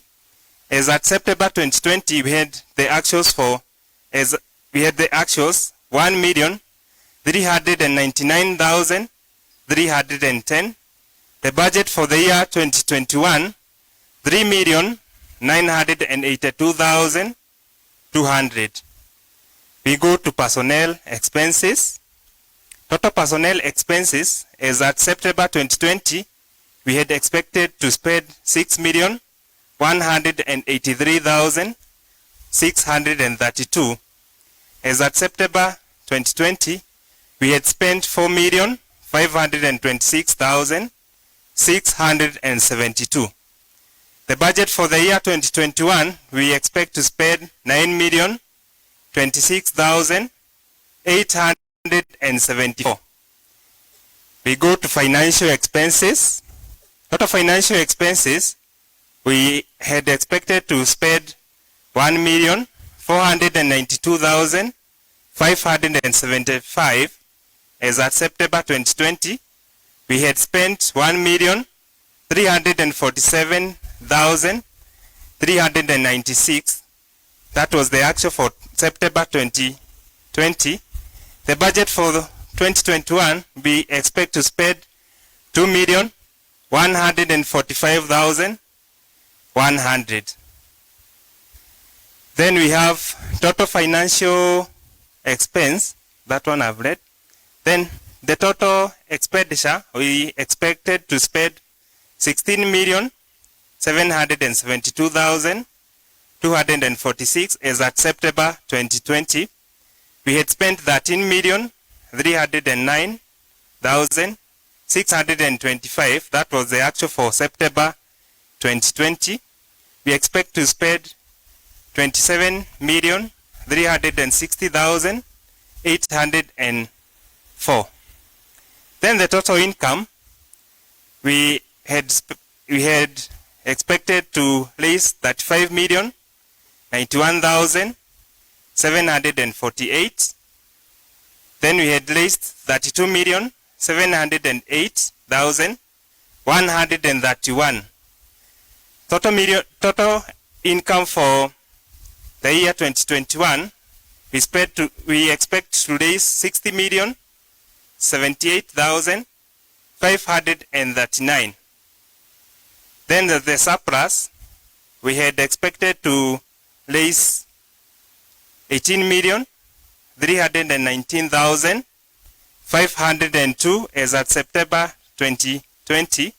We had managed to raise 19,398,5 505 as at September 2020. The budget for the year 2021, we expect to raise that 2,717,735. Then below there, we have the capital budget for the year 2021. We expect to spend as follows, or to buy assets as follows. We expect to buy a motorbike at 110,000. We expect to upgrade our mobile banking system by 1.5 million.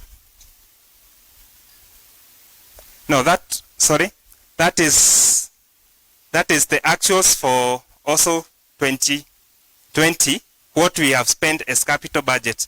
We bought a motorbike for 110,000. We spent on 1.5 million on mobile banking. We bought a motor vehicle for 3 million. Strong door, 500,000.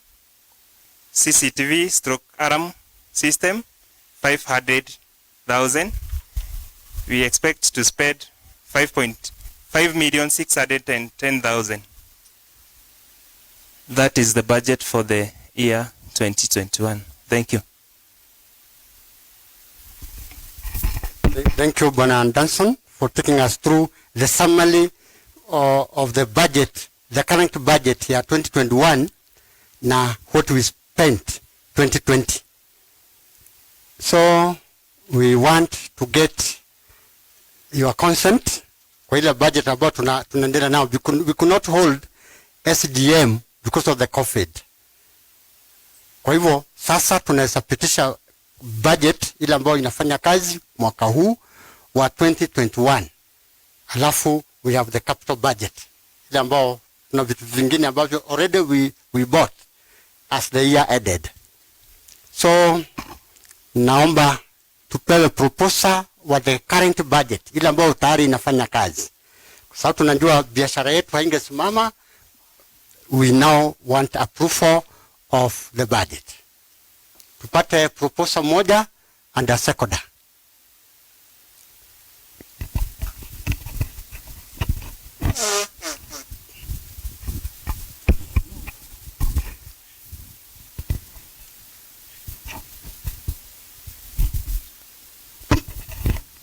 Member 389 have proposed. Thank you. Second.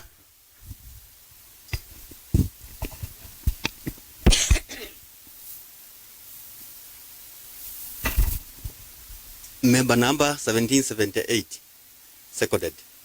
Thank you for adopting our current budget.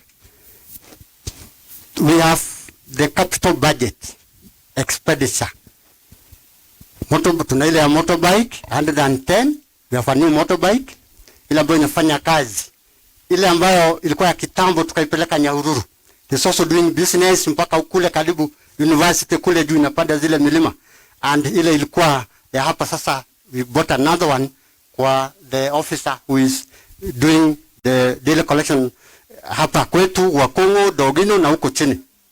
Then we have the motor vehicle budget here 3 million, but we spent 2.6. Alafu tuna strong room door 500,000 na CCTV and alarm system ya 500,000. We get a proposal so that we approve the capital budget at the second. Please. At agenda. At agenda. The agenda is also very good. I like the way ladies walifika hapa leo asubuhi. They were here very early. Yes, proposal. Proposal. Anybody? Kuna pale hivi.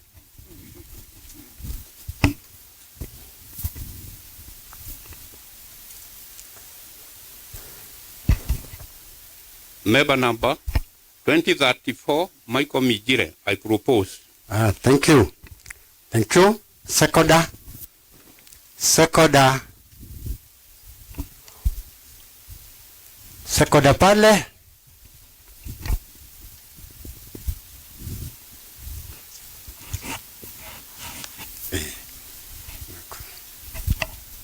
Joram Dongo Derito, 167.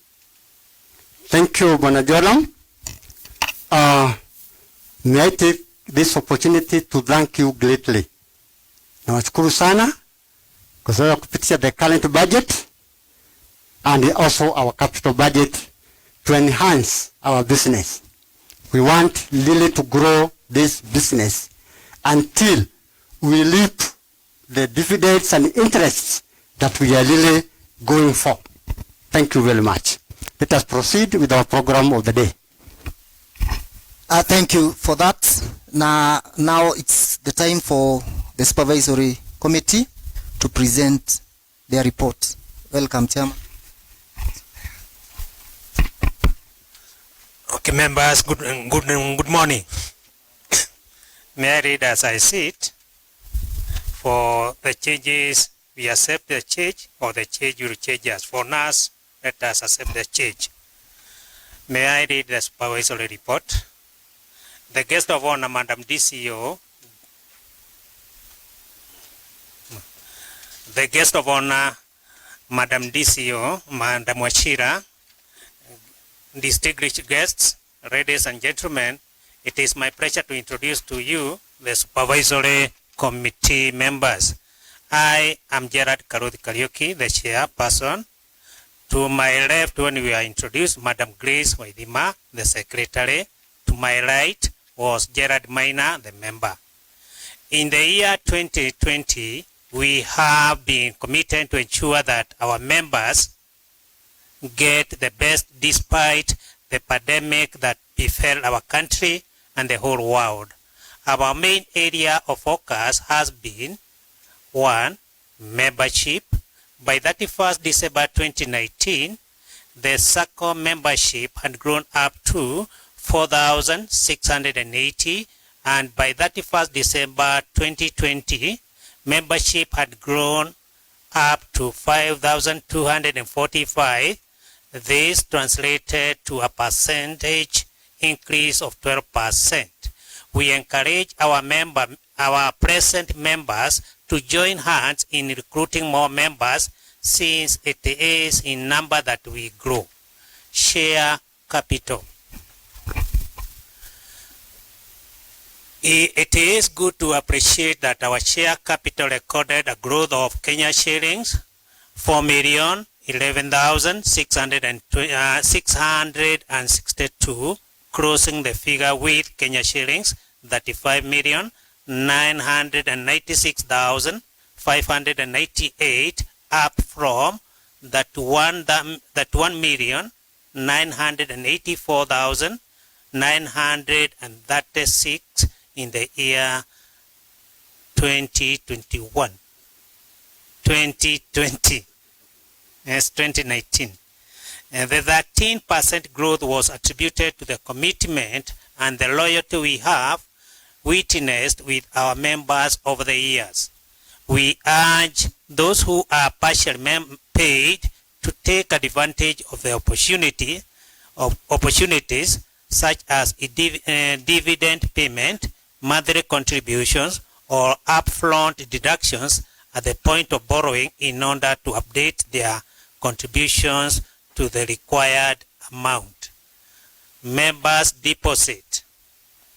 The members' deposit grew from 139,148,833 to 170,759,538, translating to an increase of that 1,610,705, or 22.7% increase. However, there was a noted decline in the number of contributors in the year under review, which has resulted to a reduction in amount contributed monthly. Members are therefore advised to be consistent in their contribution to enable the management be able to forecast the resources allocation.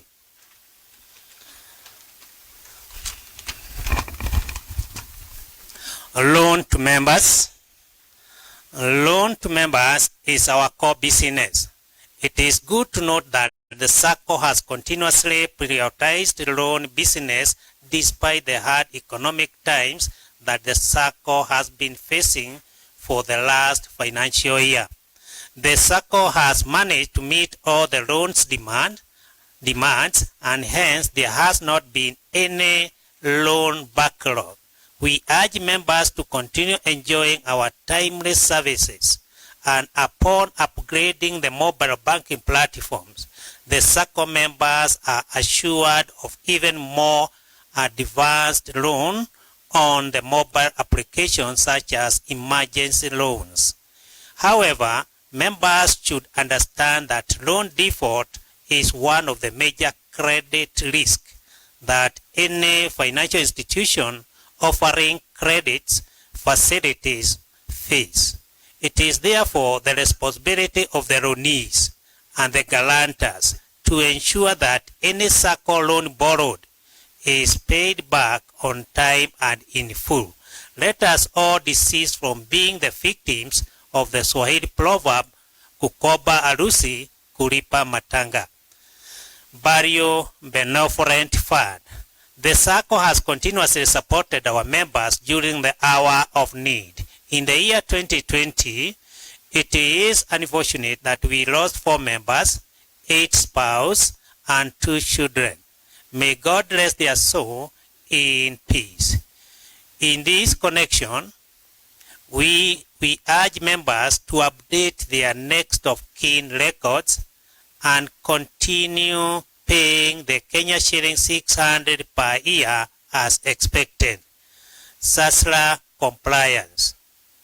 The Sacco has continuously complied with the regulatory bodies, especially SASLA, and that all our business units are all approved.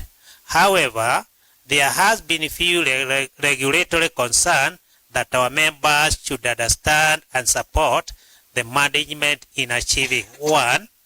There is need for the Sacco to increase the loan and advances as assets, since it is only through the borrowing measuring that the Sacco is able to record surplus. 2. The Sacco members are further advised that annual increment in dividend and interest payout may not be sustainable if the Sacco is not able to retain enough reserves. 3. Members are therefore advised to take more loans as the board and management prioritizes on expenditure, cutting the cost where they can.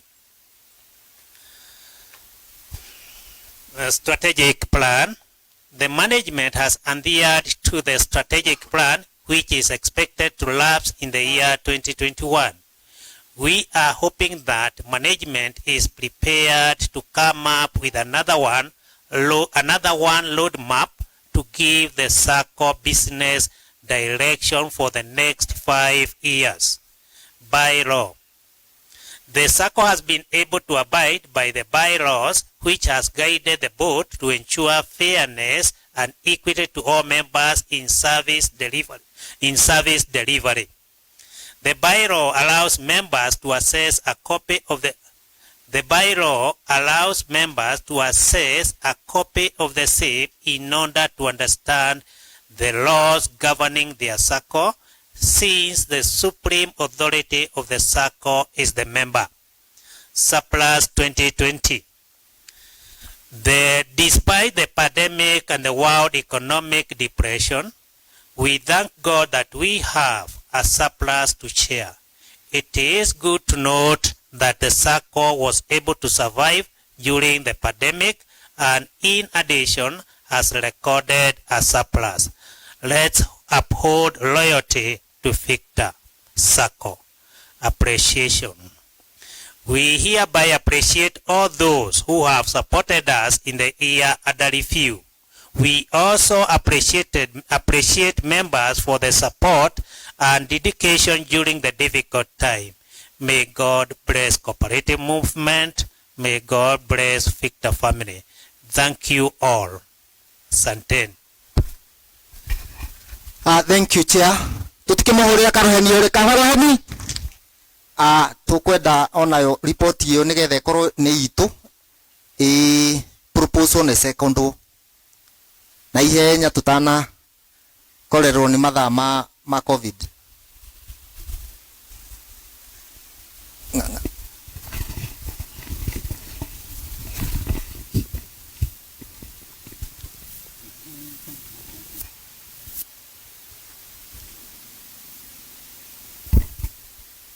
David Derito, member number 40, I propose.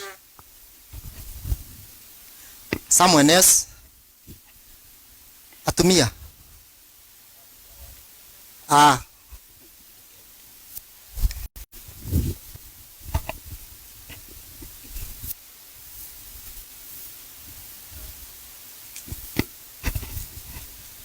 Florence Wangui, 553. I supported. Thank you members for your quick response. Na tumeadapt hiyo report. Thank you MC and the chair supervisory committee and the members who have proposed and seconded the report. Malama shi MC laga ma COVID timaria turauga ni tuheto mathaa meri nikela tutana kwa mathaa ma COVID. From the time we started 2 hours nikela uga mathaa ma COVID. I think we are okay with that one. Let us go through the report here, supervisory chairman. It starts from page 19. They are page 19, so we can raise any issue in his report on page 19. If there is any issue to raise, if there is any issue, we go through page 20, raise an issue that maybe you come across, through page 21, where the report comes to the end. If you are okay and contented with the structure of the report, asanteni sana. We can proceed. We can proceed with the report, with the program. Thank you. Having had all that, ni njui andu ni manyoteire kuigua uria Sacco yao ithiete na mbere, and it is now my pleasure to invite our auditor to take us through the report na tuone uria twekire ihinda riu ithiru. Our auditor, karibu.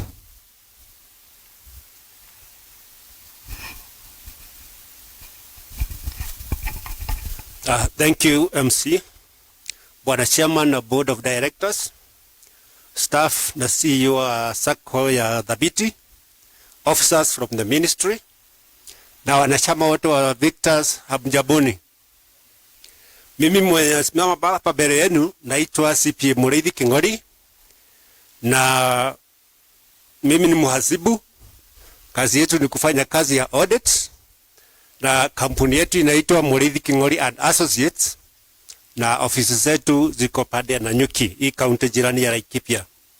Kwa hivyo sisi kampuni yetu ndio mulipatia kazi last year tufanye ukaguzi wa hesabu ya mwaka wa 2022.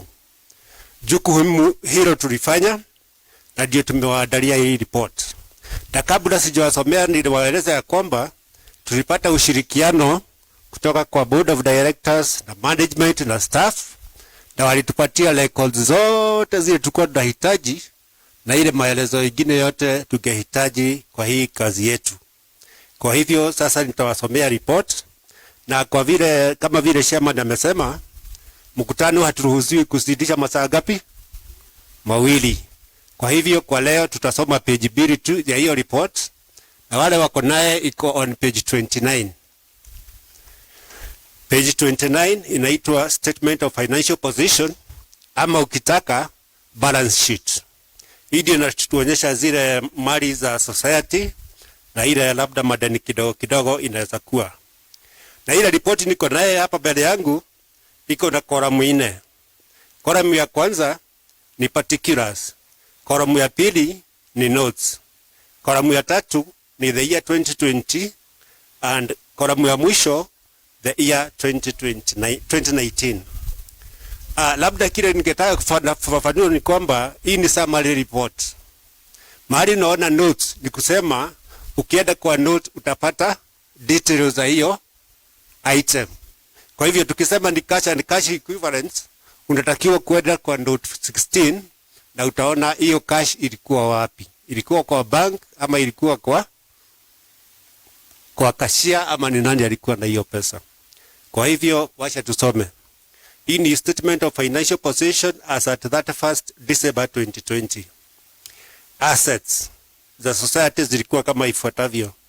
Cash and cash equivalents ilikuwa na 1,495,404.03. Prepayments and sundry receivables 9,671,737 cents. Financial investments ilikuwa 10,580,249. Loans to members ilikuwa 292,294,714 and 68 cents.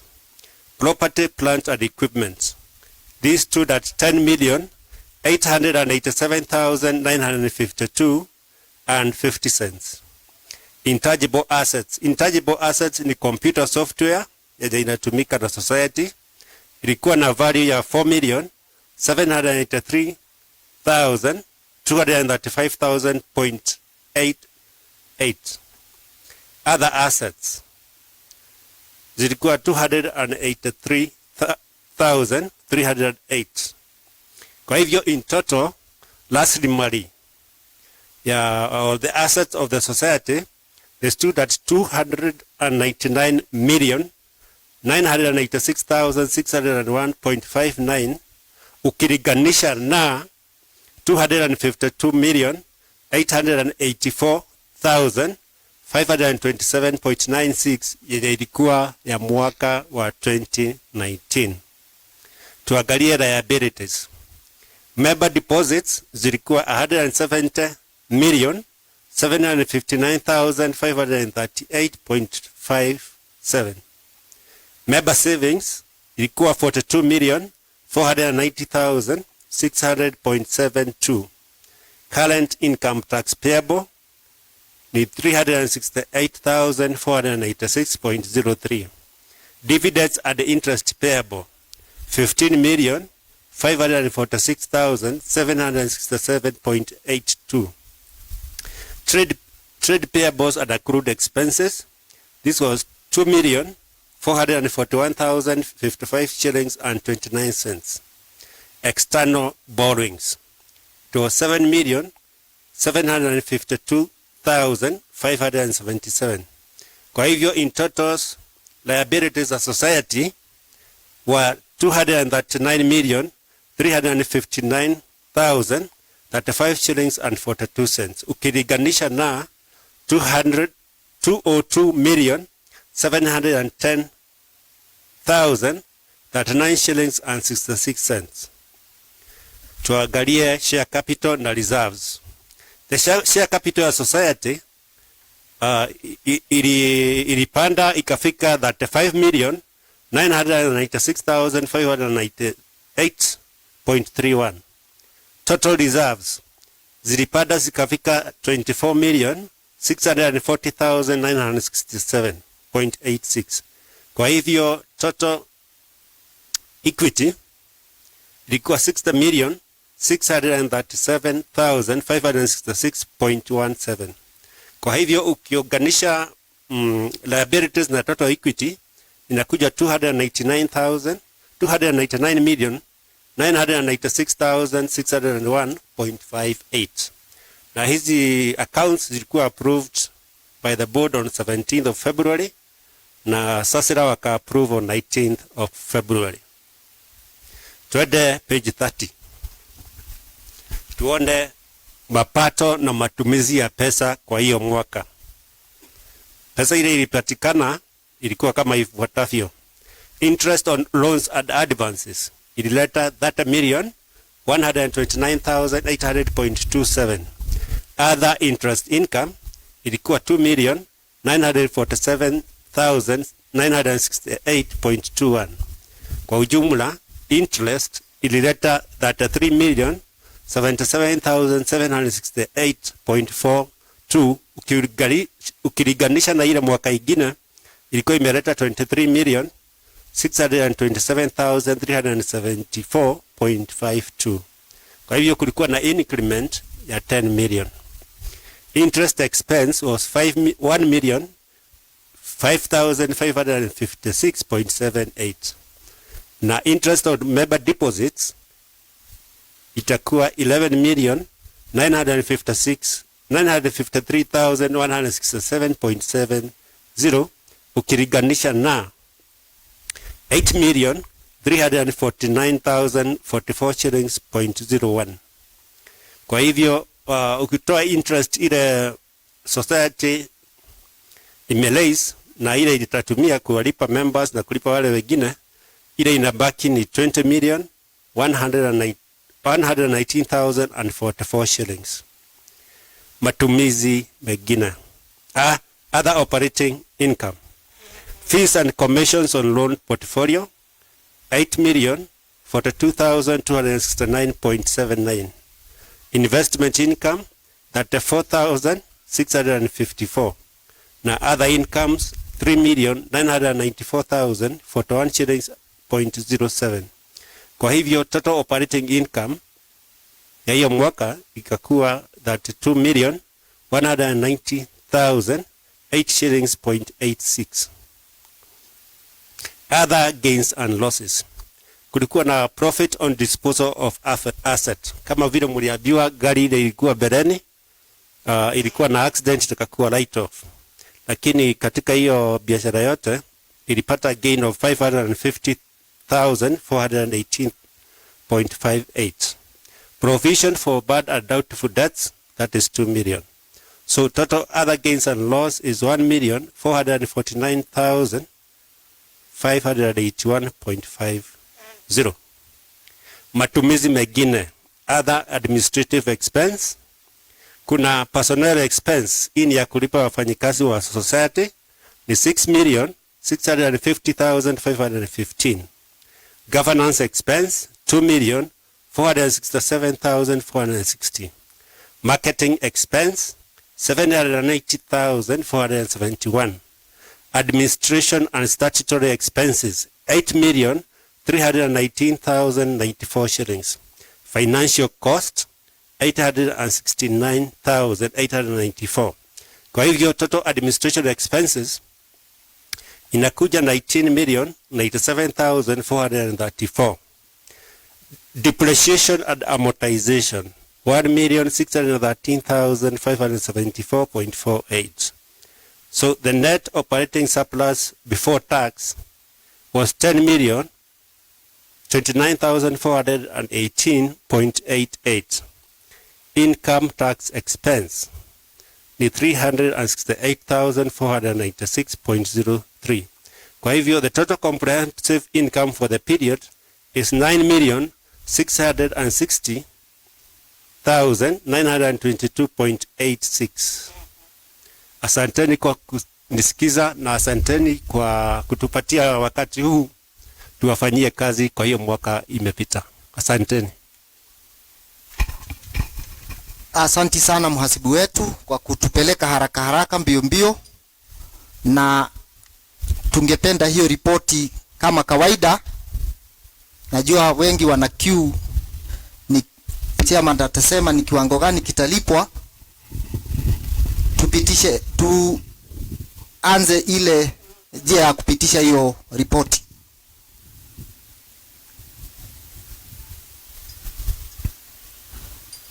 Modo apropose no gya second ni getha tugithie hau hangi. Sawa.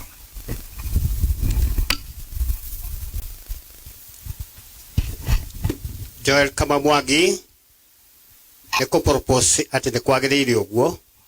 Member number 893.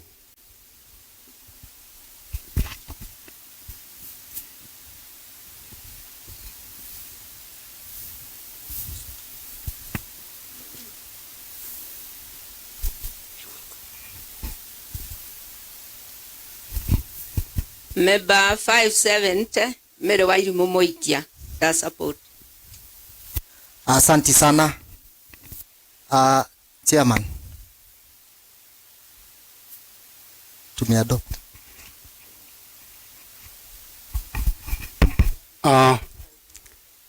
Tumepata report ya auditor wetu Bwana Keng'ori na tumepitisha even before we declare the dividends and the interest. We'd like to give you an opportunity. Kama una any issue you'd like to raise kwa hii mahesabu, you can do it, then we proceed.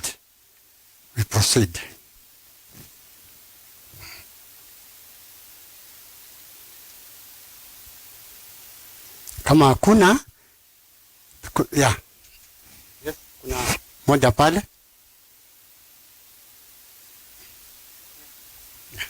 Pale.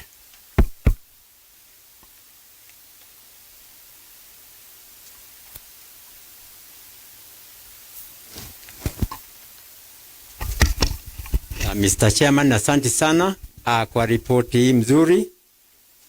Ninaitwa Gervasio Gatero, member 144.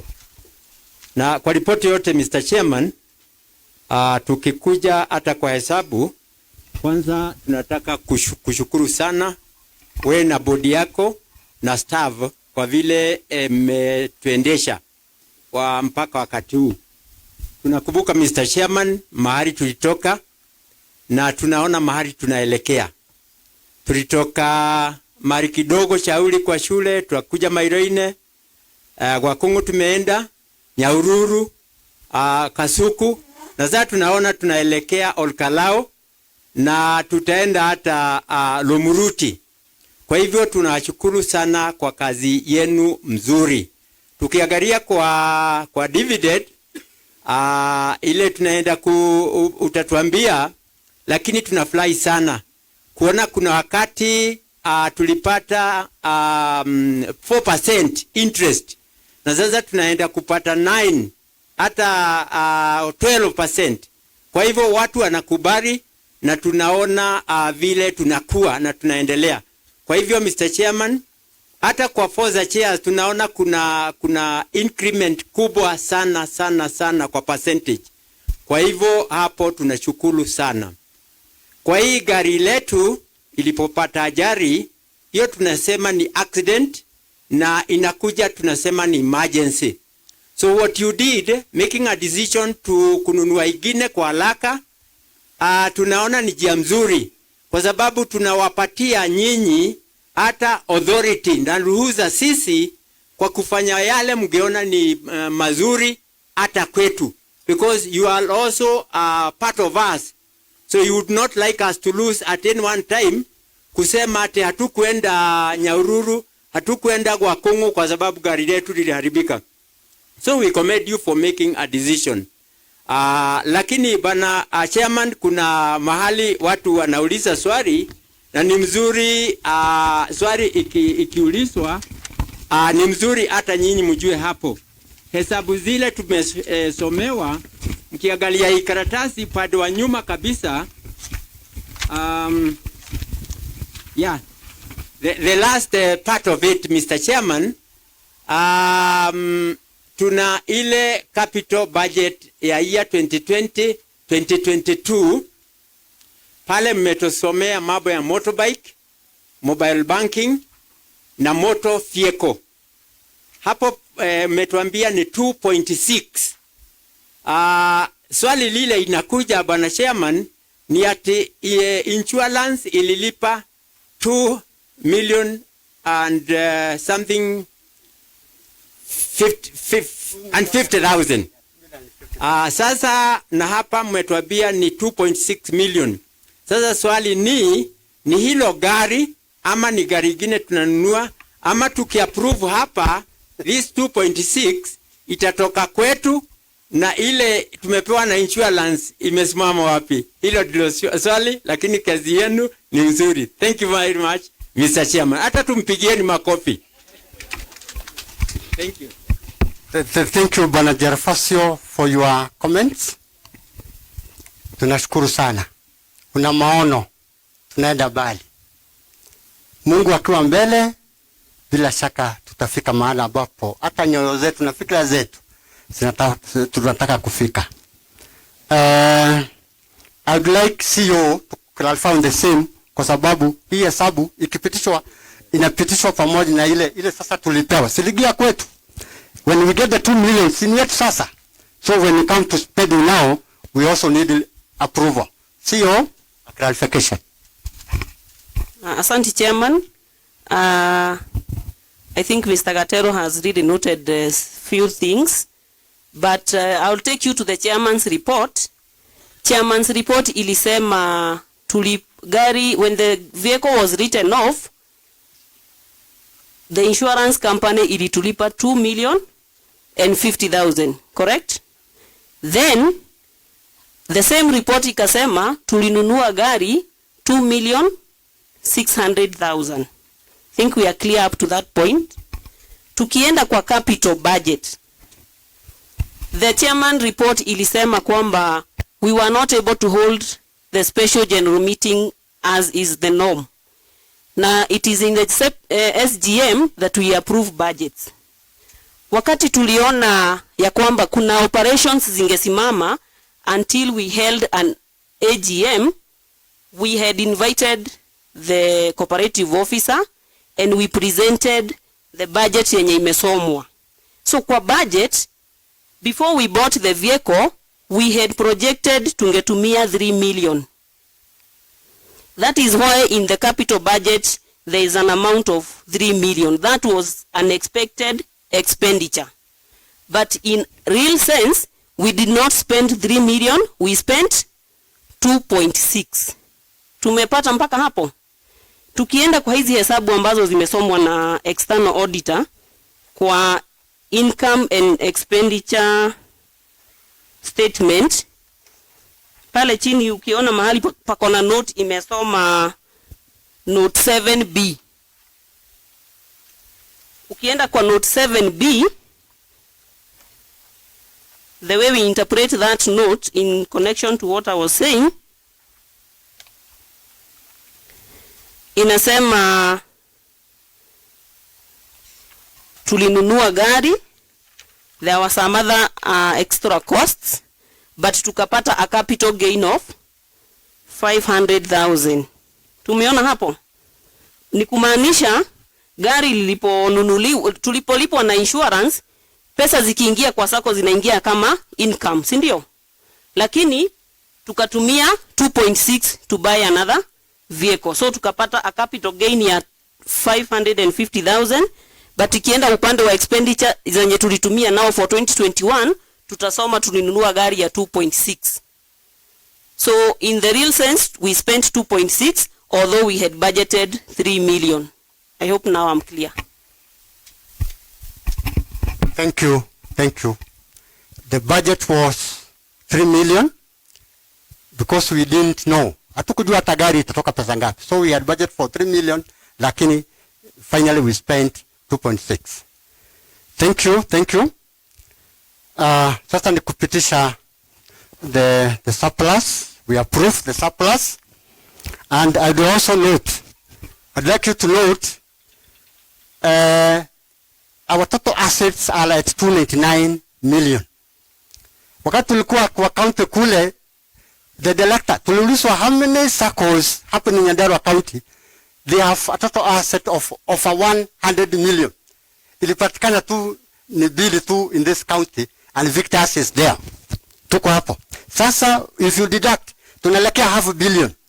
Ukitoa half billion kwa hii, tukipata 200 million, tunaingia kwa bracket ya half a billion. We are moving there, then from there, we go to 1 billion. So, nataka your support. Now we approve the leads, the surplus. The surplus. We propose to pay foster chairs at 12%, share capital 9%, and non-withdrawable deposits at 7%. Mkipitisha hiyo, then we move the next step. We thank God, hata kama ilikuwa mwaka wa COVID, mwezi wa 4 na wa 5, karibu biashara yetu isimame. April and May was very critical to us, but we thank God we have been able at least to get something to pay back to our members. Tupate proposal na sekoda, alafu tuendelee. Surplus. Pale.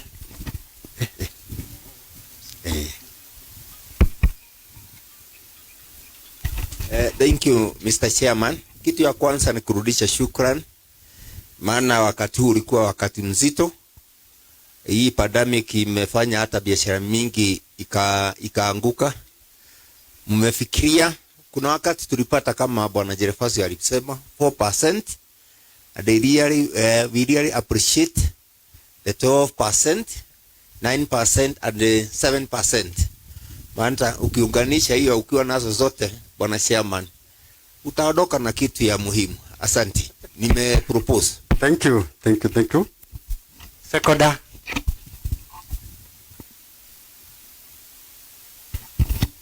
Asante. Kwanza ni kurudisha shukrani kubwa sana kwa chairman na kamiti yake kwa vile wametufanyia kazi. Mahali mmetoa ni bari na tumefurahia juu ya hiyo. Ile kitu ningesema, endeleeni hivyo hivyo, sababu mahali mnatuelekeza tutafurahia matunda. Thank you. I've seconded. Thank you for proposing and seconding. Sasa leo ni Jumamosi. Don Jumamosi, and we intend hiyo pesa itakuwa kwa akaunti yako Monday, na you get an SMS. Utapata SMS ya kuambia kwamba pesa yako iko kwa account. Kama ni kwa access kwa *477, you can access your accounts hata mahali popote utakuwa, hata kama utakuwa nyumbani Monday. So asanteni sana. Tuendelee kuombea hili shirika letu. So tuendelee, halafu tumalize.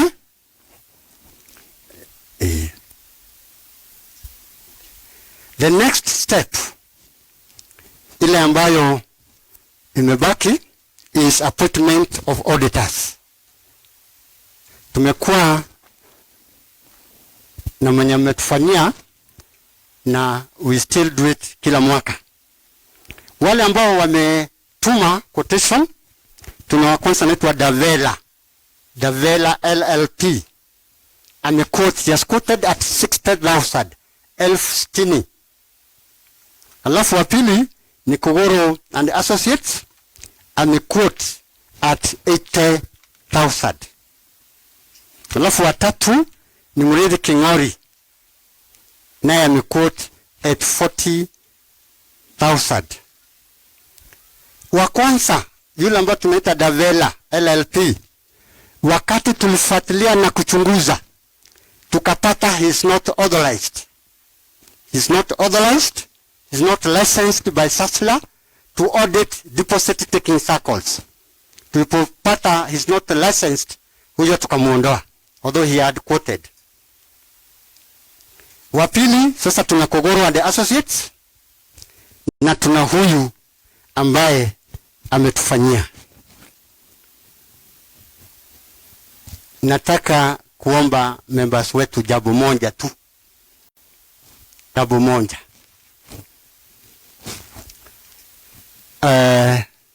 Tubadilishe na wasihi, tubadilishe yule ambaye ametufanyia hesabu mwaka huu. Tumetatisana kidogo. Mtu ambaye pengine tumetatisana kidogo, sitaki kusema mengi, lakini ukiona mahali chairman nasema mtu anatatisana kidogo kupatikana, naomba mnibadilishie huyo. Na yule ambaye nabaki, see, we have our standards. Viktas Sacco, we have our standards, and we don't want to go below our standards. Kwa hivyo na wasihi tubadilishe yule ambaye amepresent, and yule ambaye sasa nabaki Kogoro and Associates amequote at 80,000 shillings, and I hope the standard ya Viktas, we should maintain our standard. Kwa hivyo na wasihi mnipatie huyo mmoja.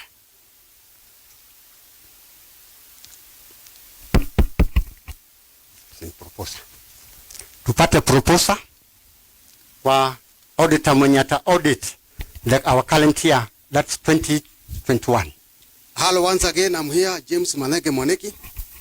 I propose the one that it is equal with our Sacco. I propose that one for 80. Thank you. Thank you. Tupate sekoda, please. A sekoda on the same.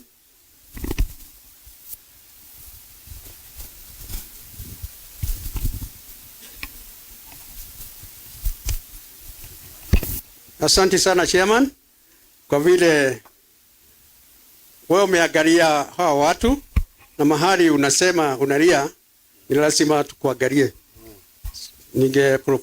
Ninge second huyo umeona ni sawa 80.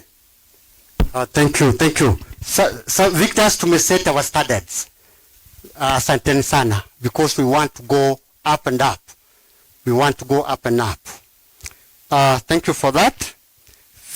Linalofuata almost the end ni fixing of borrowing power.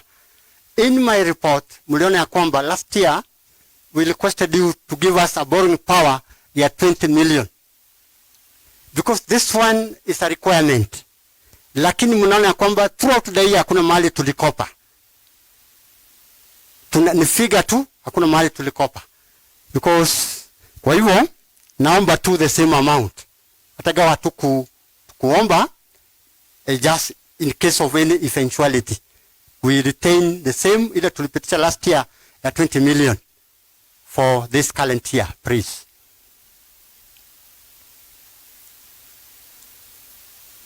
Proposal.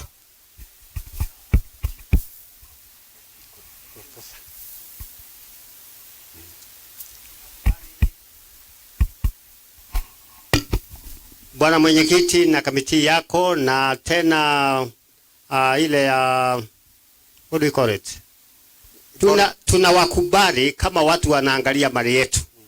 Na kwa hivyo mkiwa na suggestion ya aina hiyo tunaikubali, sababu tunaona mnaendelea vizuri. So na propose it. Thank you. We get a seconder of the same.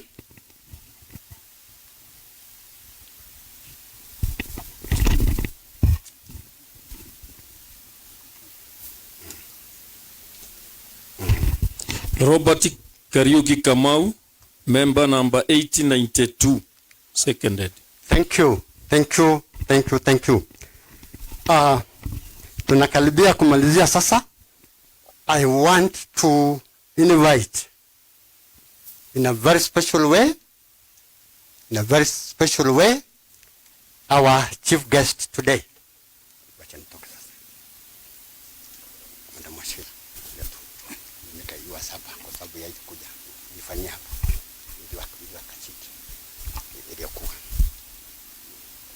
Our chief guest today is Madam Washira.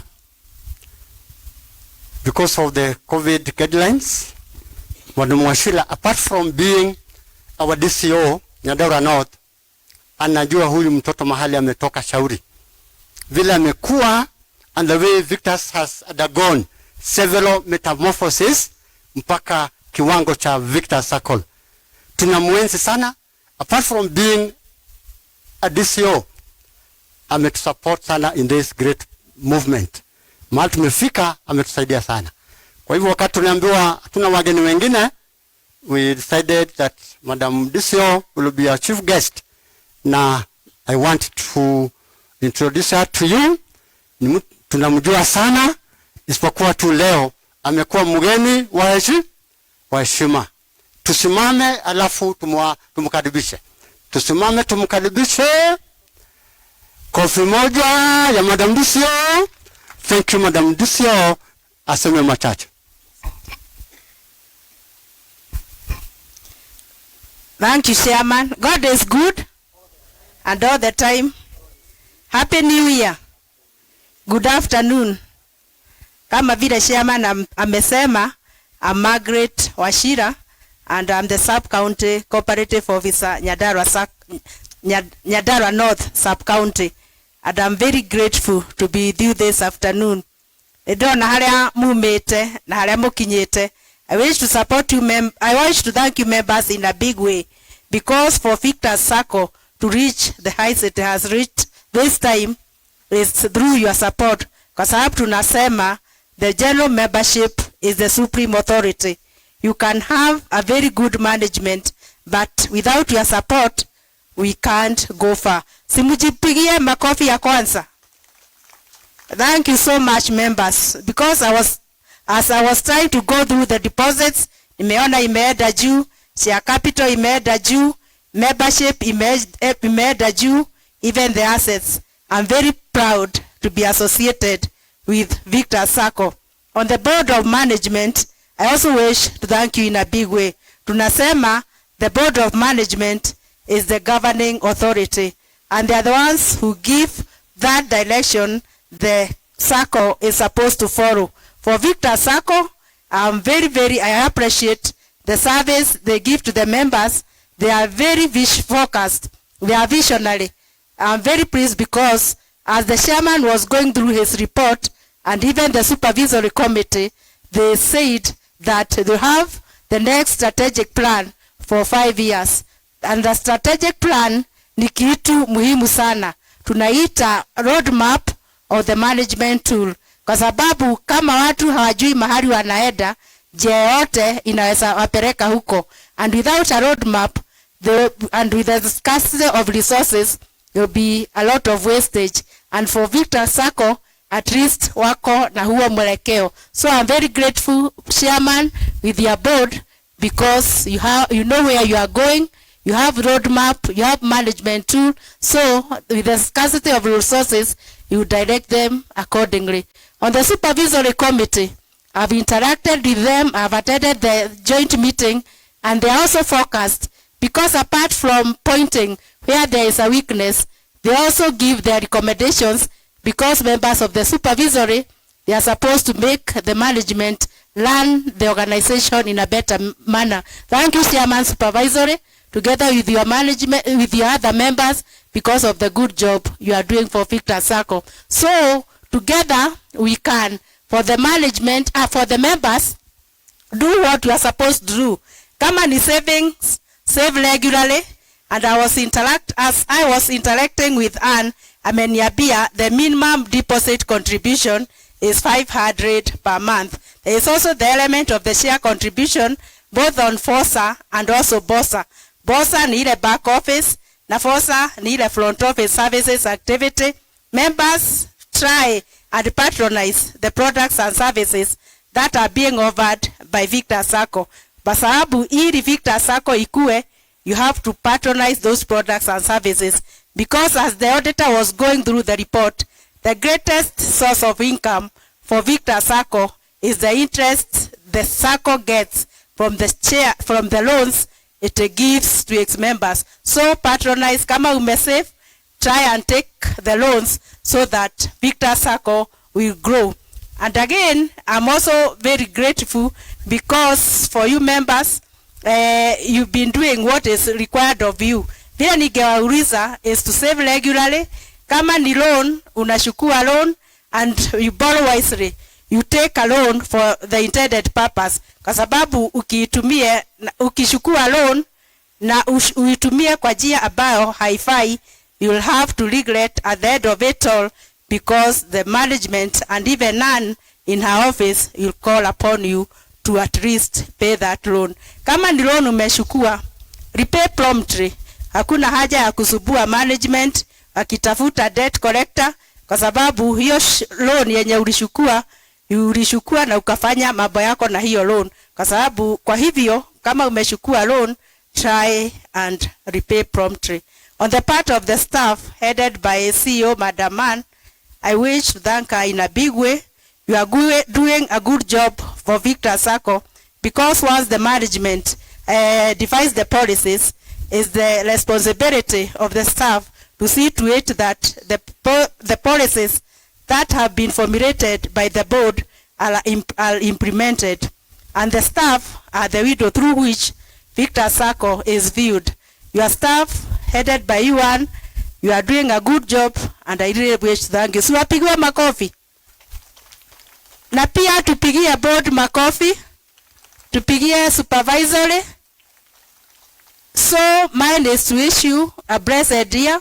Whatever you are doing in order to support the activities of Viktas Sacco, may God help you, may God bless the work of your hearts, and the board of management continue with the good work, the staff, and in each and everything, we commit everything to God, because with God, everything is possible. And wherever I can be in a position to support, I hereby say that I'll be very much willing to do so, because once Viktas Sacco grows, I'm normally very proud, and I'm also proud to be associated with Viktas Sacco. May God bless you and long live Viktas Sacco. Asanteni sana.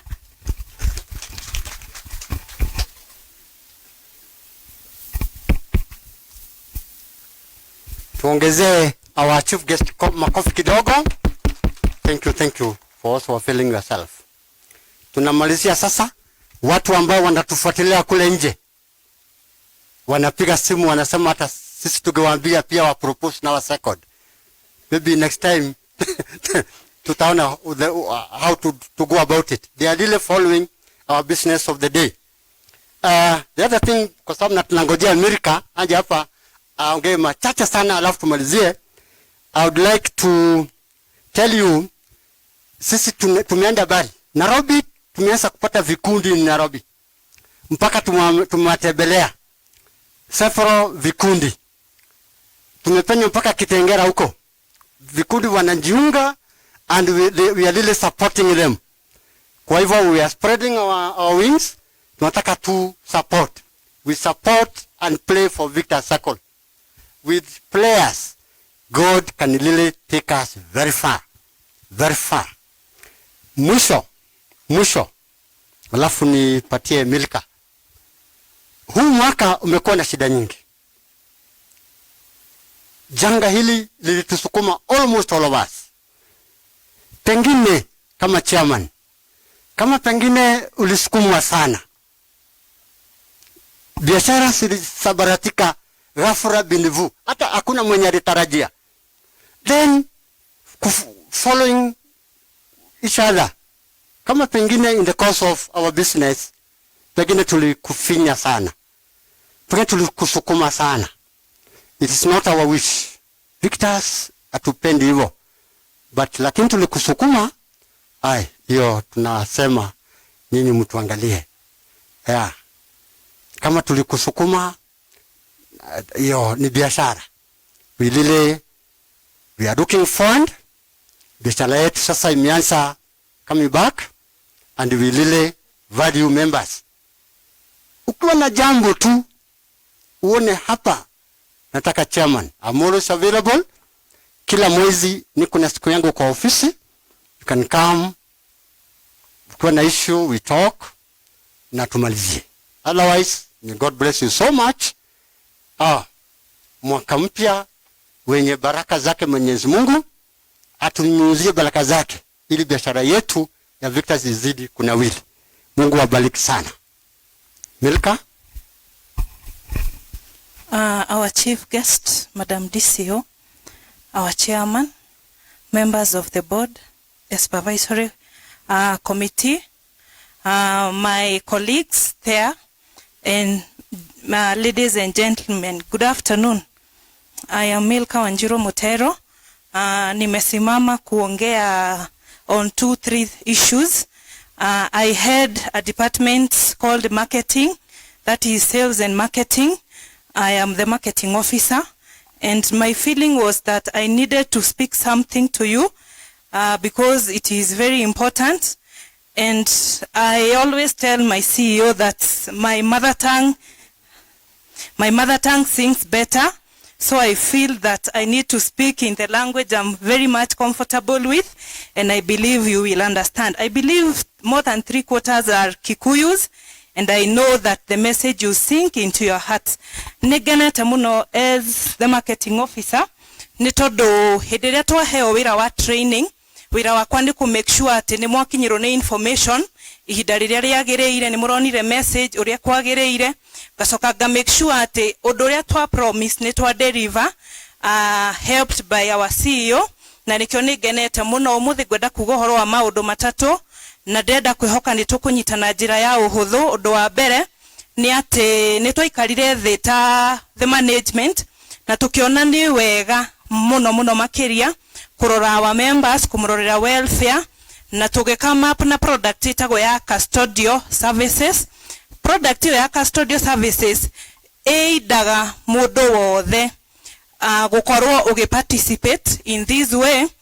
No ukorwo wina title gwaku nyumba, na nijui almost 3/4 ya Akikuyu ni medete tu title. Ni turi na documents ingita birth certificate, ni kuri death certificate, ni kuri certificate cia mithemba yothe iria ungikorwo nayo, including the baptismal. Indo icio ciothe ni tuigaga, ni turi no uhote kurehe ginya logbook yaku na tukuigire. Twanekora guku matura-ini miciihite ni tondu wa maundu matiganite, na twarora undu ucio tukiuga atiriri, na tondu mundu ndangihota kwigurira safe eigire nyumba, tukiuga tukama up na product itago ya custodial, nigetha ukarehe documents ciaku. Tugaga horo wa Sacco ni ushirika, na tukiuga atiriri ni wega mundu arehe documents ciake, na twitikiraga murehe ga package, no urehe indo icio ciothe cituranirwo wikire bahasha yo ni tusiraga negakorwo na signature yaku kuonania atiriri documents icio ri itifati gutampo nacio ginya hindi iri ugoka. Ugaturehera documents icio tugakuigira safe, ithu into invested na safe nene makiria, na inyuothe ndenda kwihoka mugirehe documents cianyu safe itu ndingiihura. Uguo we are calling upon you members, ni tondu micii ni heaga ni kugiaga mai, no muikoro muikaranagia na mundu na happen guthi na documents ciaku.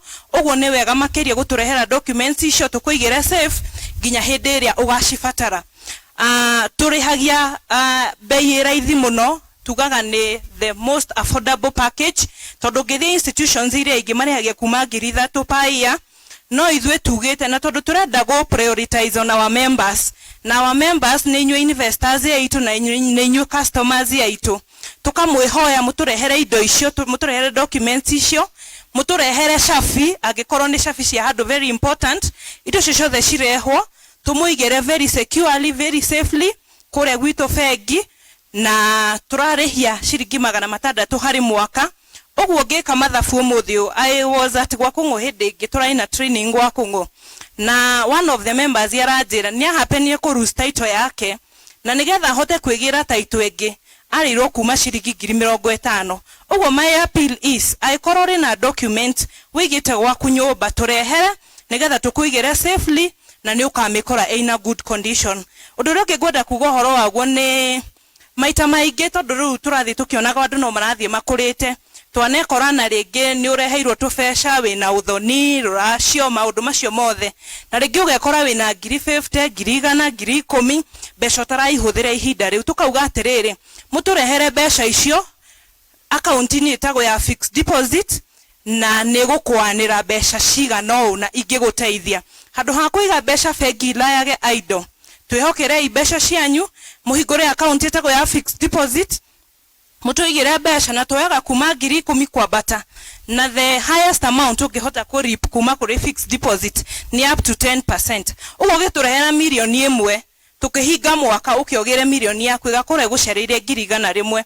Ndenda kwihoka koro besha icio ciri bengi-ri ingirutite wira na biashara, ingirutithitio biashara itiganite ni andu a bengi na itire kindu ingikuonera, na instead ringi wana uthi ukore ni uchajiro statement na ni uchajiro kiria kingi. Ugo ikorwo wina besha ciaku wigiire handu, ndukaige besha rungu rwa matrethi, ndugathiururukanagie na besha na kigoti ugicenjagia kuringana na uria muraikarania nake. Turehera besha icio na ni njui ni tukurutithia wira na ni tugukuhe value ya besha ciaku. Undu wa gatatu ngwenda kumugwetera ni atiriri, members nijue ni obligation na kana ni murigo wanyu guturehera members yake twiraga andu twathie marketing twathie kumwethera members yake muciaririro githitiguo na tugaga atiriri ungikorwo hihi urareithia nguku imwe ri we likely kuona itumbĩ rimwe muthenya niguo no ungireithia nguku igana rimwe kana nguku 1000 ri noguo cost igukorwo iri thi noguo gukorwo na maciaro manene uguo tukenda kumwira atiriri riria mwe members 8,000 ri tutigwa tugikena na nigetha ngoro citu ikene na tuhote kumuhudumira ni tondu andu aria meguserve andu 8,000 no staff magihota guserve 12,000 uguo tukamwihoya mutu recruitire more members aikorwo we guku mwanake waku akoragwo Nairobi akoragwo Kajiado akoragwo kuria kungi monie Sacco iria yatumirio muthomithie andu acio othe matureherwo na nigetha matuike members ku register ni kuhuthu biu ni ciringi 1,000 na ndirihokorwo na itete thiko ici no irarihia ngiri ya kwiyandikithia uguo ke invest thiine wa Sacco ri na Sacco ni already established ri wetio ciringi 1,000 riria ciria ni kiwango kihuthu muno na tutire turongerera uguo please turehere more members mundu ni recruit mwanake wake recruit muiritu waku recruit gacucu gaku nigetha finally mundu ndakanoke gugukomba tondu hakorwo hari haritu muno mundu ndari Sacco-ine no we uturite o investite no ugekora ni wa muera roni njuragia members atiriri uroera mundu ucio roni niki in the event ya mundu ucio angikuona ndarihite thiriri githiti ukagitugo kire thiri uguo ri twitikira kuhuthia maundu twitikira kurehe more members into our Sacco na nitumurorete na njira njega muno tondu warehe more member aingira class A kana atuika more member tawe tukurihaga ciringi 300 goria members atiriri ciringi 300 ona korwo ni nyama ukuriaga ri githe Viktas tawe ku affordere nyama thirikwa to muthenya so what we are saying to the members na turikurutane tuingihe muno makiria undu wa muico ni atiriri nigetha tumenye we niwe warehe mundu ri thiine wa form ya membership ni hari handu hakoragwo handikitwo introducer ungiaga kwiyandika ta introducer ri mundu ucio warehe okena akire na njire milk ni ndoka ri ningamenya no wa mu introduce ri so please wa tariria mundu waigwa te kuingira box ukamwira atiriri na ni hari handu handikagwo wathie kuria ri nyandikithia nini ndagwika atia ndakwirira uhoro wa Sacco undu wa muico ni turakorwo na challenges nyingi muno ugithie ku recruit mundu agakwira ndituite no ngigaya tuindo twakwa njiraga andu atiriri hindi ria waciarirwo giuka thino ri that is the day you declared candidate ya gugakua kana ni atia uguo ri tutikaigwe tugishae off kurehe andu aria mangitugaya ni tondu riri githona kirikaniro gitikitwiraga turi hitukiri uguo ri tutiga kwinyitira maundu ma thino muno twitikirage twarehe toka twatuika members andikithie mundu uri ungikugaya rimwe ni ngoragwo na ihinda riritu muno nginya ngambiriria kurora mundu uyu urapasire ri arari mwana wao no hihi angikorwo ari mwegega gufit no nigetha institution yeherere challenges cia gwiciragia no ngikugaya ri wigae ni tondu niguo kwagiriire no na mandiko ni maugaga uguo uguo please waingira kana we wa miaka 20 kana we wa miaka 25 kana we na miaka 50 kana we na 70 ndukaiguage ore no ritu gutwandikithire next of kin ni tondu ni tuteithagia muthenya wa uru ungiuka njuge ni genete Mr Chairman ni tondu wa maundu macio mothe ndenda kwihoka ni mukundehera more members ni tondu Viktas erede kumuriward ni genete thengio Ngai amurathime. Before ukae chini, I want to call Madam Referred Eileen. Tafadhali karibia Referred Eileen. Pale kutoka kule chini. Membo ya karibu. Regina Referred Regina. Karibu. Also recognize gender parity. Then Referred akitumalizia kwa maombi, Milka atatuelekeza from here tutafanya namna gani. Referred, please tumalizie kwa maombi.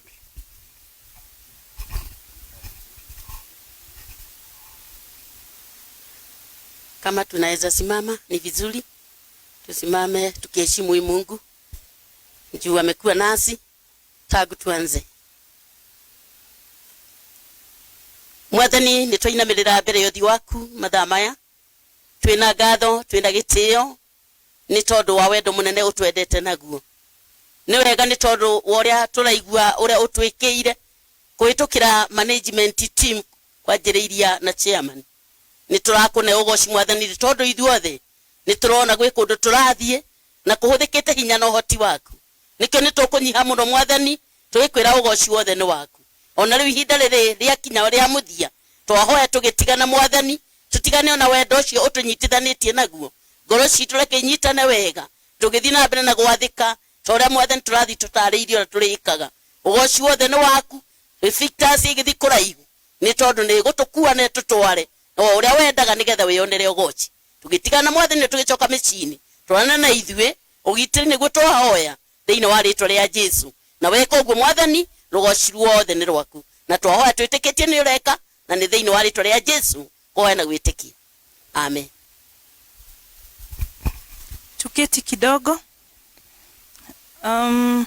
Nituhariririe kindu mungiria na otore chairman kugite we are really observing the COVID protocols na nituri na soda iri hari oguo nituri na gakeki ga kunyitirira nda nigetha ndugathie to kugwa nitui mwiri ni uhutaga no na ni unogaga uguo tukwara raini haha uguo tugusavona njira ya huthu muno. Again nitugukite na my colleagues kina Jane nimegukorwo makimuserve nigetha tugiena to serve within the shortest time possible na nigetha to make sure ati nitwahota kumuserve uria kwagireire.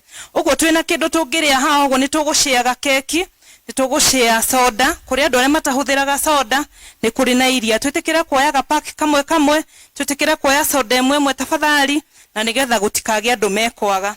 Undu wa mwisho ni atiriri kiwanja giki ungirora kiuma githeru muno rucini ni mona uguo ri aikorwo ni ukuria gakeki gaku kana gacuba gaku ga soda kana karatathi gaku please nitugukorwo na gakotoni hari uguo witikira ku dump nigetha to make sure ati our environment is clean na to make sure ati nitwatiga gikaro giki kiegega ukirore tugikorire rucini. Ngai wa moya murathime na mugie na ihinda riega. Thank you, Member Saito. Mugene hidariaga na thabari njega.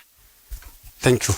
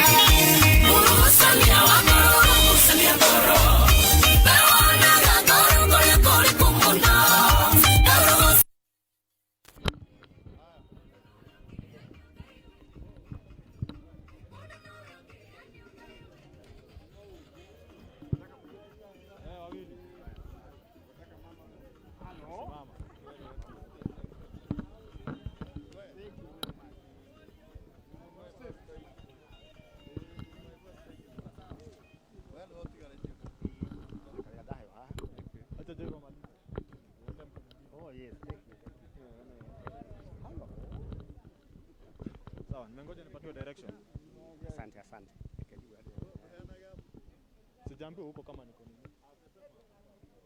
Sawa wewe.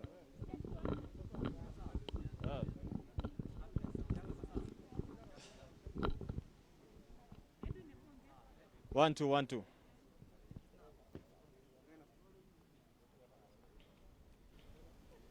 Na mtazamaji, hatimaye tumefika kilele cha hafla ya leo ambayo ilikuwa ikiandaliwa katika shule ya Fountain of Hope hapa ni katika eneo la Mairo-Inya. Vile vile mtazamaji, ni mkutano ambao ulikuwa wa kila mwaka wa shirika la Viktas Sacco. Huu ulikuwa mkutano wa 15 ambao unafanyika kila mwaka. Mambo mengi tu yamezungumziwa. Nakumbuka mtazamaji, ni matangazo ambayo yalikuwa nakufikia moja kwa moja kupitia runinga ya Ziwa, vile vile yalikuwa nakufikia kupitia ukurasa wetu wa Facebook. Mambo ambayo yameweza kuzungumziwa hii leo haswa ni bajeti ya shirika hili imeweza kusomwa. Mwenyekiti wa shirika hili akiweka mambo kadhaa wazi. Mojawapo mambo ambayo ameweka wazi ni kuwa mapato jumla ya mwaka 2020 yaliongezeka kutoka milioni 45,148,733 hadi kutoka kwa mapato ya 35,334 na 760 kutoka mwaka 2019. Mtazamaji, ukipiga hesabu ni kumaanisha hii ni mapato yamekuwa kwa asilimia 27. Jambo lingine ambalo mwenyekiti ameweza kuweka wazi ni kuwa mali ya shirika hili iliongezeka kutoka milioni 252 kutoka hadi milioni 299.9 kutoka mwaka 2019 mnamo mwaka wa 2020. Jambo lingine ambalo ameweka wazi ni kwamba akiba ama reserve ya shirika hili vile vile ilikuwa hadi milioni 24.6 mwaka 2020 ikilinganishwa na milioni 18.2 mnamo mwaka wa 2019. Jambo lingine vile vile limewekwa wazi ni kuwa Sacco hii ya Viktas imependekeza malipo ya gawio ya asilimia 12 kwenye hisa za Fosa na asilimia 9 kwa hisa za kawaida. Hatimaye vile vile mwenyekiti ameweka wazi kuwa Sacco inapendekeza kiwango cha riba cha asilimia 7 kwa amana isiyoweza kutolewa ama kwa kimombo non-withdrawable deposit. Sasa mtazamaji, niruhusu niweze kuungana na baadhi tu ya wanachama wa shirika hili waweze kutueleza, je, wameridhika na bajeti ambayo imesomwa ama mambo ambayo yamezungumziwa. Moja kwa moja, tueleze majina yako na umetoka pande gani? Mimi ni Joel Kamau Mwangi ambaye nimetoka pahali hapa Mairo-Inya na niko kwetu, na ndipo kuna ile ofisi kubwa au banki kubwa hiyo. Je, tueleze kama mambo ambayo yameweza kuzungumziwa katika mkutano huu. Je, wewe kama mwanachama wa shirika hili umeridhika? Natosheka naye 99%. Kwa hivyo ni percentage ya juu sana. Sababu tumeona na tumekuja na tumegusa na tukaona ni ya kweli. Je, umeridhika na mgao ambao umependekezwa na Sacco wa dividend? Nakubaliana na wao kabisa. It is too good. Yeah. Na mtazamaji, tuweze kuungana vile vile na mwanachama mwingine vile vile wa shirika hili aweze kutueleza majina yake, ametoka upande upi na kama ameridhika na mambo ambayo yameweza kuzungumziwa katika mkutano huu. Majina yangu ni Jane Dongo, nimetoka hapa sasa hapa Mairo-Inya na namba 1385 na nimetosheka na hiyo mambo yao yote wameongea hapa. Nimetosheka na dividend yao, hata vile wameendelea, vile wametuelezea, nimetosheka kabisa. Nimesikia tunaenda pahari, tumetoka bahari na tunaenda pahari. Kwa hivyo nimetosheka na hiyo kila kitu wamenena hapa, na hiyo hata mahesabu wametufanyia, tumetosheka na inakuwa sawa. Tumeona ni mzuri kwa sababu tumeendelea mzuri. Hawa viongozi wetu, hawa members, hawa chairman na kamiti yake yote wametupeleka mzuri. Kwa hivyo tumeona sasa tutakaa huko kwa sababu tumetoka bahari na tunaenda pahari. Naam, kuna swala ambalo limezua rabsha sana kuhusu ununuzi wa gari. Je, wewe umeridhika na zile sababu ambazo zimeweza kutolewa na vile mambo inaenda siku hizi? Hiyo gari tumeona ni mzuri. Tuliona hiyo ni ya kisasa sasa. Ile ingine ilikuwa ya kitambo kabisa, lakini hii tumeona ni ya kisasa na ni mzuri kwa sababu inatufanyia kazi mzuri.